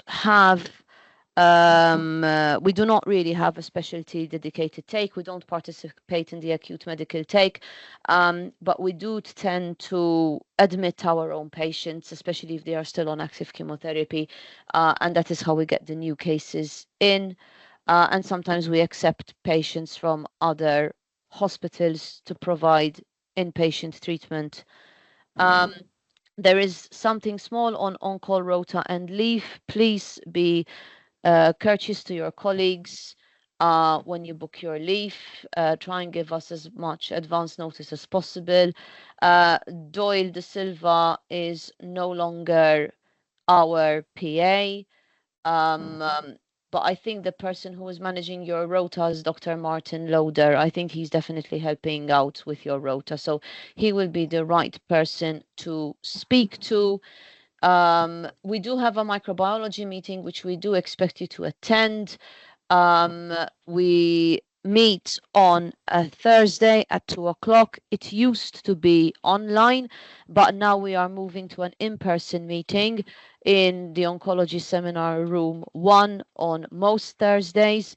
We are encouraged as a department to attend in person. So in-person attendance is favored over online attendance. Okay, the meeting is hybrid, but it's until we transition into a predominantly in-person attendance. Prior to the meeting, ideally Thursday morning or Wednesday when the day shift ends, try and identify the patients that need to be discussed at the micro meeting. This is usually done in conjunction with the registrar and the consultant, but if you're happening to cover hematology, please feel free to make suggestions as to who needs to be discussed at the micro meeting. Suggestions are always welcome. These are again old because we no longer use @addenbrooks.nhs.uk, but the registrar should have the most up-to-date emails. The most important thing is that you ask who do we have to present on Thursday, and that list is sent to the microbiology and virology teams before the meeting so that they can make their own preparations. We do have a separate document outlining in more detail departmental responsibilities, and there are a few more general points and some associated documents. There isn't really a note on palliative care, but a lot of the palliative care requirements in hematology pretty much overlap with oncology. So whatever oncology told you about palliative care applies to hematology patients as well. And with that, I would like to conclude, and I'm happy to take any burning questions before you move on to your next speaker.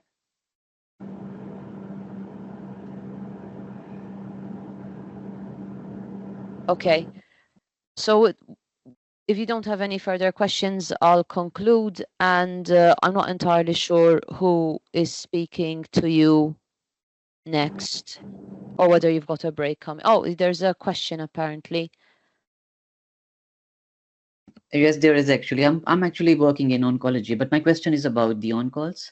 So when we're on call, is it just the ward we cover, or we cover the acute oncology and hematology? So yeah, you do cover acute oncology. So yes, sometimes you get the AOS team saying an oncology patient is coming or has called with. So basically the way it works is we tell our patients, if you are unwell for any reason, you need to call the AOS line, which is manned by a specific group of nurses and HCAs. Sometimes the HCAs may need to escalate these patient queries and patient concerns to a medical person, and if it's out of hours, it will come to you. So and then you make a judgment call. You can either say this patient doesn't really need to come in, they can be managed remotely, or they can present within hours. Or if you're really worried, you say, yeah, these people need to come to ED for an urgent assessment, and you let ED know that one of our patients is on their way, so that when they do pitch up, you will be able to see them. That applies to both hematology and oncology patients. And the reason why I emphasize this is because the vast majority of the patients who will present like this will be oncology. So there's a bigger volume of oncology patients. And I think when you're new to the specialty, you are going to have a much lower threshold to tell patients to present for a physical assessment. Then you will realize that as time goes by, you will be able to gauge a lot better who can be managed remotely and who not. But that is a skill that you develop as you get more experienced later on in the rotation. Yeah. Oncology SPRs do not do their own calls on site, whereas the hematology SPR does their own call on site. They are available. So there's a bit more pressure for the hematology registrar to step down to an SHO level if the SHO is really overwhelmed with work, whereas the oncology person stays at home. And there's also a trend towards withholding or avoiding calling the oncology SPR because they might be asleep and you don't want to wake them up, whereas the hematology SPR, because they are on site, your threshold to call them for help is lower. We do encourage you to make use of the SPR who's on site. They will be more than happy to help, but please avoid expecting the hematology SPR to step down as an SHO unless you've got really good reason to do so. Okay? And if you are getting pressure from other colleagues, if you hear otherwise, you do need to let me know. Does that answer your question? Yeah, it does. Thank you. And what about the referrals from other hospitals? Does it answered by the, SPR? Sure. So yes, so usually referrals from other hospitals, they tend to happen during the day, and usually the consultants get involved. Usually the consultants accept the referral. Okay, it is either done through very senior SPRs or sometimes it's done amongst ourselves as consultants. We have a very good relationship with our DGH colleagues. The way you might get involved is, let's say we've made a decision in the morning to accept a patient to come across. It usually takes a while until a bed becomes available and until they get their COVID swabs and they test COVID negative at their local hospital. And it might be that these people get transferred across out of hours.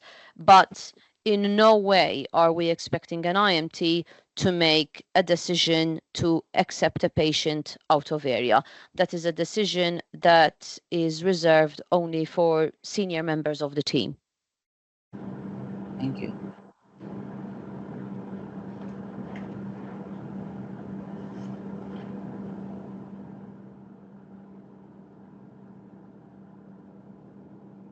Anyone else?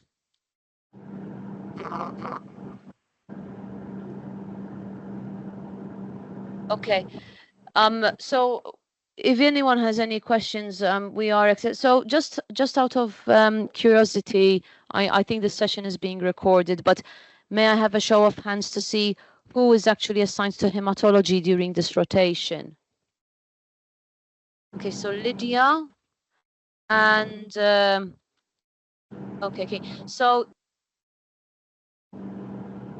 okay. So there are 4 people, and are you coming to hematology at the same time or at a different time? Because we usually get 2 IMTs, or are there FYs included as well? My name's Akshay. I'm one of the IMTs starting on hematology in, I guess, 2 days' time. In 2 days' time. Okay, so I am going to be your named clinical supervisor, and because hematology is your first rotation, I will also be your named educational supervisor. So I'm gonna leave my email in the chat, and we do need to arrange a separate educational meeting before you start, ideally, or within the first 7 days of starting. Is that okay? Yeah, that's great. I'll email you after this. Okay, and I think Lorna's typing, and after I read her message, I will go because I think Luke has just joined the meeting. I'm also starting. Okay, this so rotation. excellent. So I'm going to type my email. So please do get in touch so that we will be able to organize an educational supervisors meeting. Oh, welcome, Lorna. So your educational supervisor is Duncan Bryan. And if you haven't heard from him, I suggest you get in touch with him.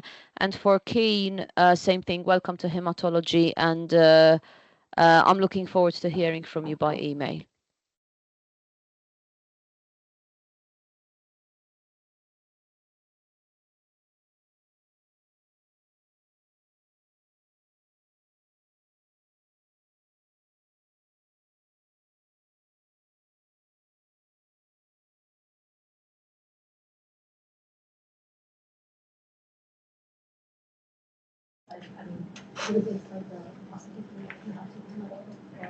Research work. So then after that, I was back in the clinical, doing general medicine. So yeah, so it's been a while that I have researched on Are you interested in oncology like this? Yeah, I think so. Yeah, probably I will keep going, with that. So that's why I'm here. Okay. So it's gonna be like 6 months or how long? Yeah. This is something like the, if we go to the college, we have to something to see.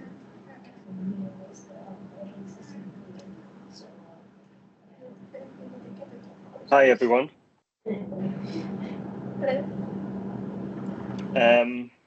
I think we might make a start. Can I just check who's in the seminar room, because there's people at home and in the seminar room. We've 5 in here.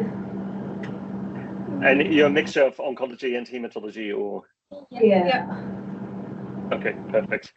And could the people at home just indicate that they're there, or do we still need to wait?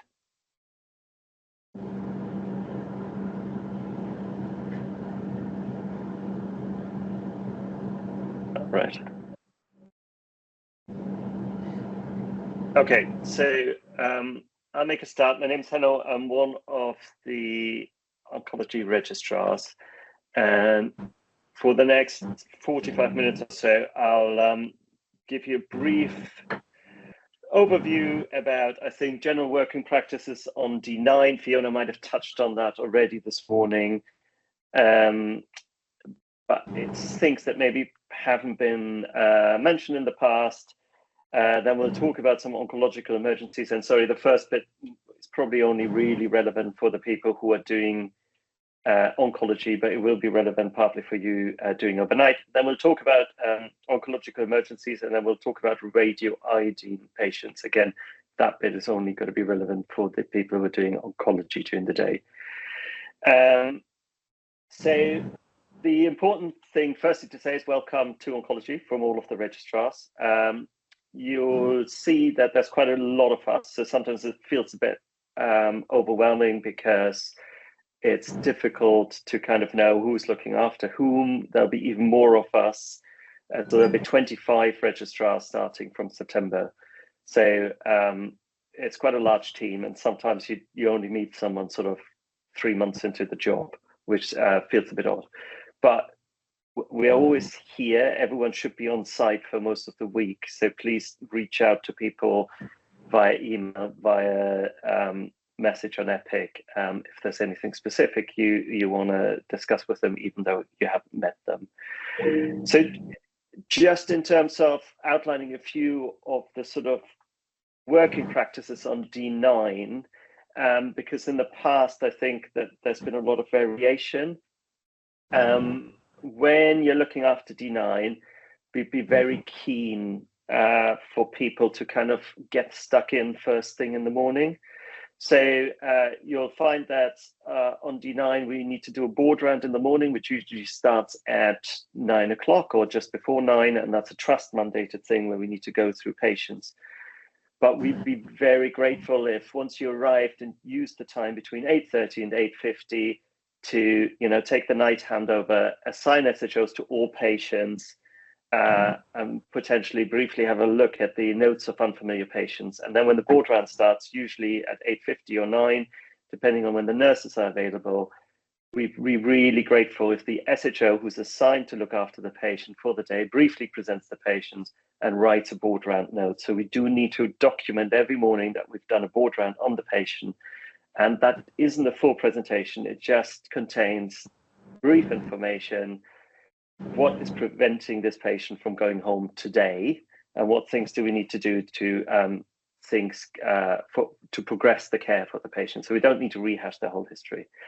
And when we have a lot of outliers away from D9, then I would recommend we discuss the patients who are not on D9 before the D9 nurse arrives, and then the SHO assigned to the outliers can just leave. It doesn't need to stay for the half an hour to go through all the D9 patients. There'll be a bit of variation of how consultants and registrars want to handle this, but this is the most efficient way for your time to ensure that you go home by 5 o'clock. And then I recommend you try and see the patients assigned to you before lunch, because it then enables you to discuss things at lunch afterwards. And we should really aim to give you some teaching and discuss interesting cases sort of from lunchtime. And I would very much suggest that if it's an oncology person on long day, so you designate someone on a Monday to really speak to the registrar, the consultant, saying, when will you do the teaching for us? The problem is often that gets left too late because you don't know the people, and everyone should have a presentation ready to give to you. Everyone's very willing to teach, but please reach out to people very early on Monday to say, what day are we going to do this?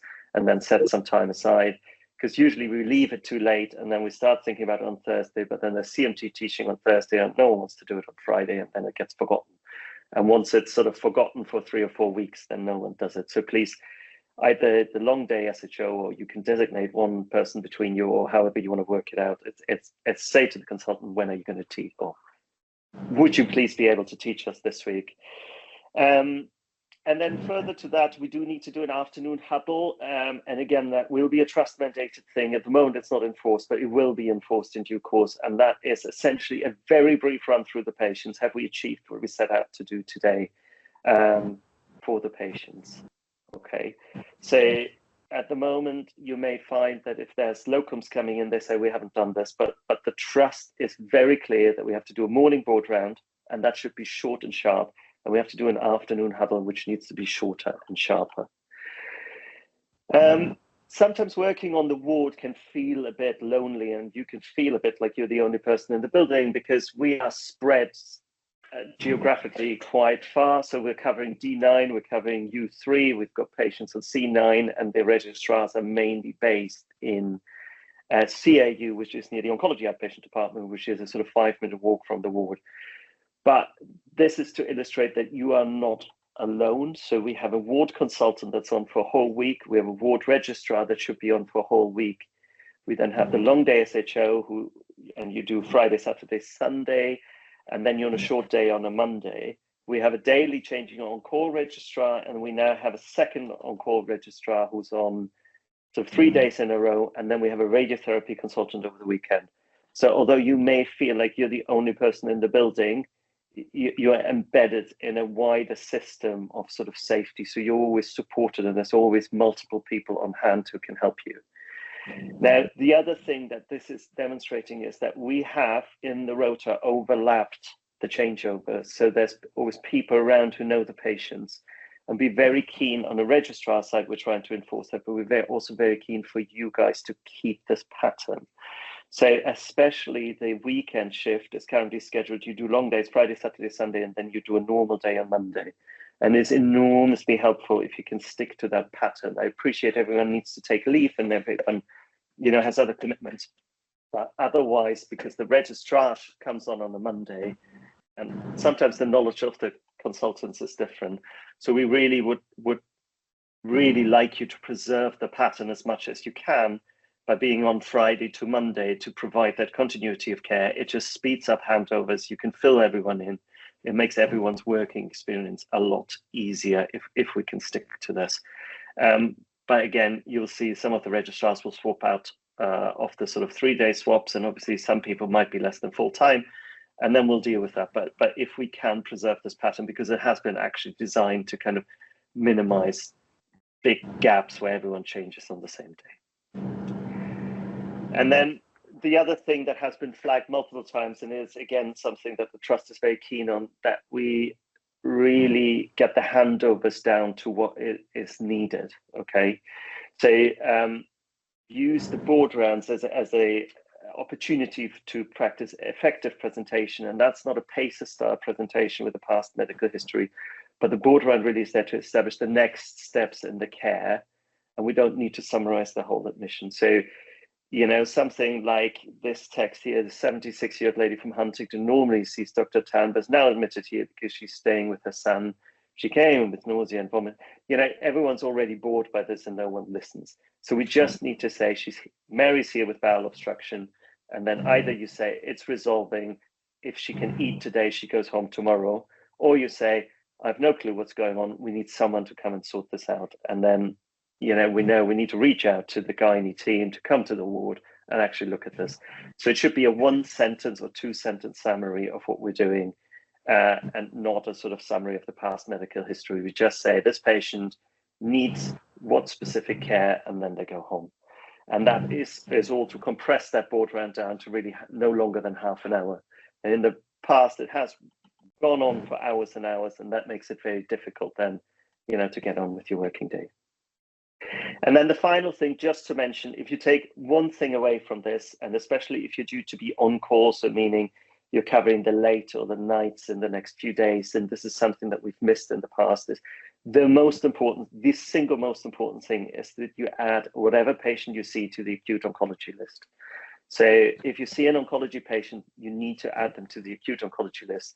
I know you haven't had your EPIC training yet. They'll hopefully go through this with you, but I just want to stress this, because it doesn't matter if you forget to see the patient or you don't see the patient at all. As long as they're on the list, someone will pick it up, and we'll deal with it. If they're not on the list, no one will know about this patient. And we have lost patients who are not on the list, and then they get found on a ward 2 days later because no one's been seeing them, and the nurses say, who does this patient belong to? So the way to do it is, when you go to the ward list, you'll see an EPIC, what it looks like. You right click on it, go to assign teams, and then select oncology acute. And once you've done that, it doesn't need to be with the primary team. Once you've done that, it goes onto the ward list. The registrars will see this, and we know that the patient is admitted. And even if you've forgotten to see them, it just means they don't get lost. So whenever anyone comes to ED, I straight away add them to this list, because then I know, if I get pulled away and then get distracted, I know that at least the patient's safe. The other thing to please do is, especially now when you're starting, is your contact details. You need to be down as the on-call SHO on Rota Watch, and the switchboard needs to have your phone number, because as you probably know, we're not using any bleeps in the trust. So we're using this EPIC chat system, but if that goes down for whatever reason, then there needs to be an alternate way of contacting you. So switchboard needs to have your mobile number. It needs to know it is you on call if EPIC goes down unexpectedly. And the final plea before we turn to the emergencies is, if you're on a night shift and you need to contact the on-call registrar, who's your first point of contact, or the consultant, because you might not be able to contact the registrar, then the trust default way is that you contact them via switchboard. So please don't text WhatsApps or call any numbers that you might find written down. You can do that, obviously, but if no one answers, then the default way is please go through switchboard, because phone numbers might have changed. There's lots of phone numbers written down across the trust, including of consultants who no longer work here. So if you need to get a hold of someone overnight, then ring switchboard and say, I need to speak to your on-call registrar, on-call consultant, because you may not be aware that if the registrar became unwell, it's been changed or whatever. So please just go through switchboard there. It gets audited and logged, and you know who to contact. Any questions about this?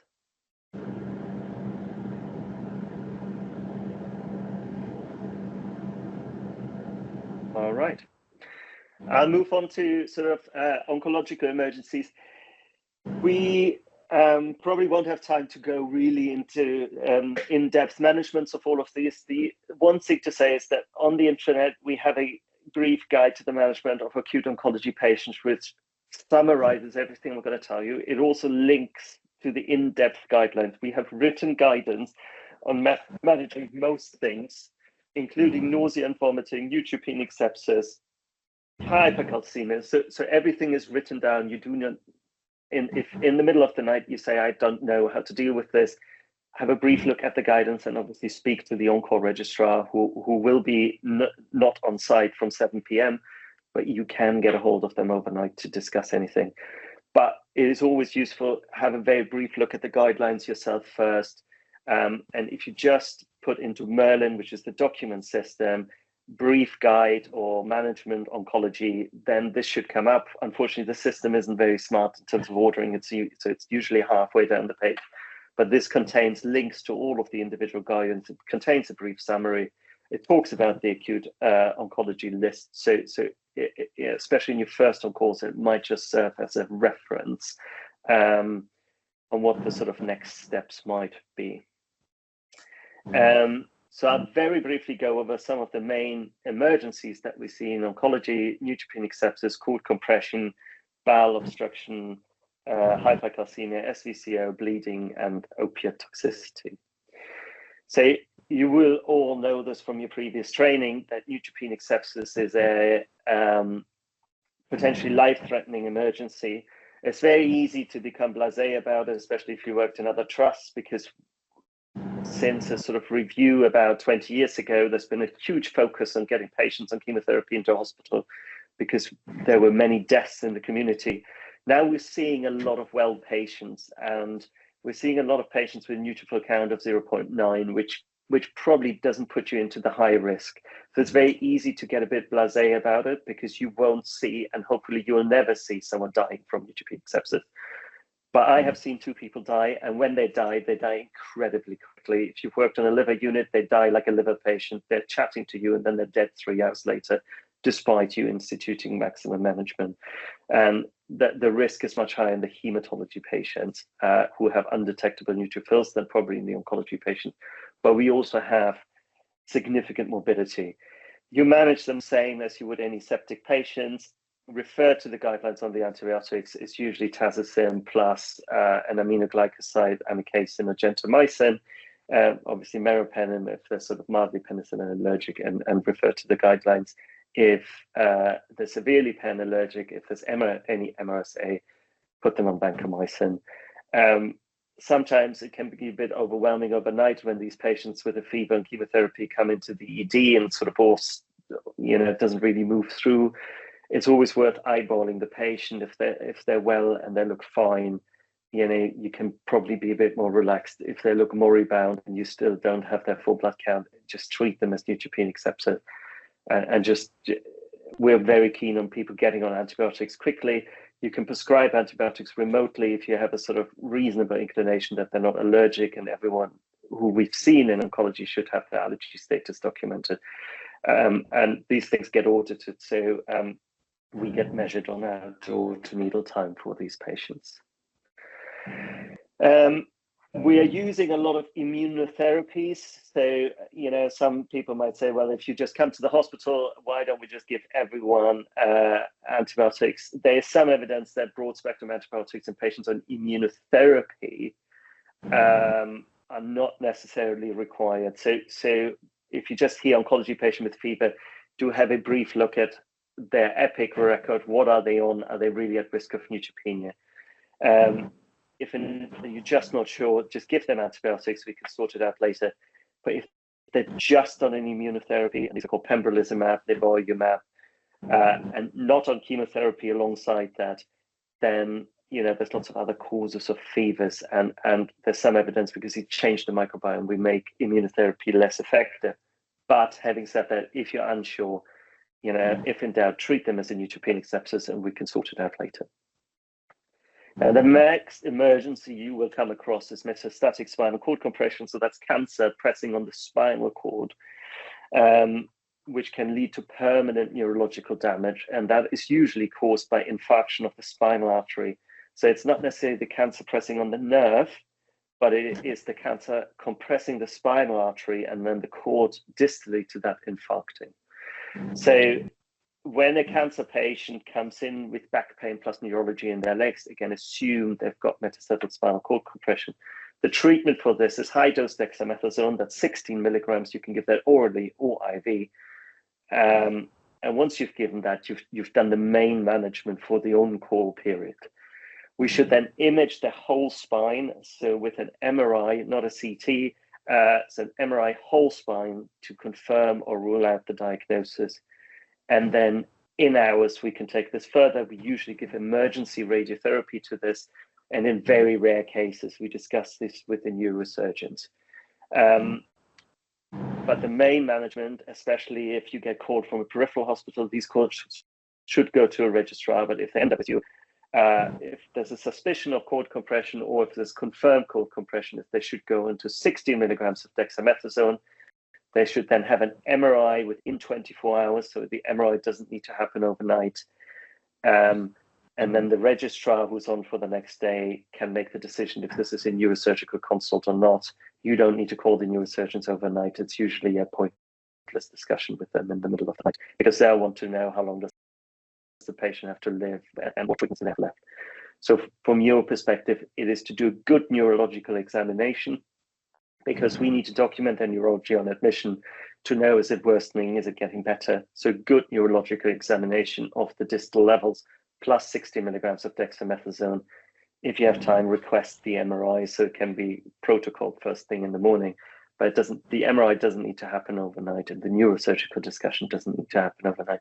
We can pick that up first thing in the morning. But if these patients are not under oncology, not on the list, please make sure they get handed over so we can address this sort of fairly rapidly in the morning, because all of these things do take time. Now, the next emergency that we see is bowel obstruction or perforation, very commonly happening with ovarian cancer, which sort of seeds alongside the bowel. And again, the management of this is usually conservative during the on-call period, so manage these patients with drip and suck. We're quite keen, especially if there's a lot of bowel distension, that you put in an NG tube in to drain the bowel, because just the sort of decompression from the top is usually helpful, and then give them some analgesia. We're not very keen on abdominal x-rays in the trust, and that comes from the radiology department. So if you suspect bowel perforation, you do not need to do an abdominal x-ray, just send them straight for a CT with contrast. So that gives us much more information that confirms the diagnosis, and it gives us information about transition points. Again, most of these patients with cancer, they don't need to be operated on overnight unless there's clear evidence of ischemic bowel. So again, you don't need to call the surgeon at 4 a.m. in the morning, because they're not going to take them to theatre. This is something we can do during the day.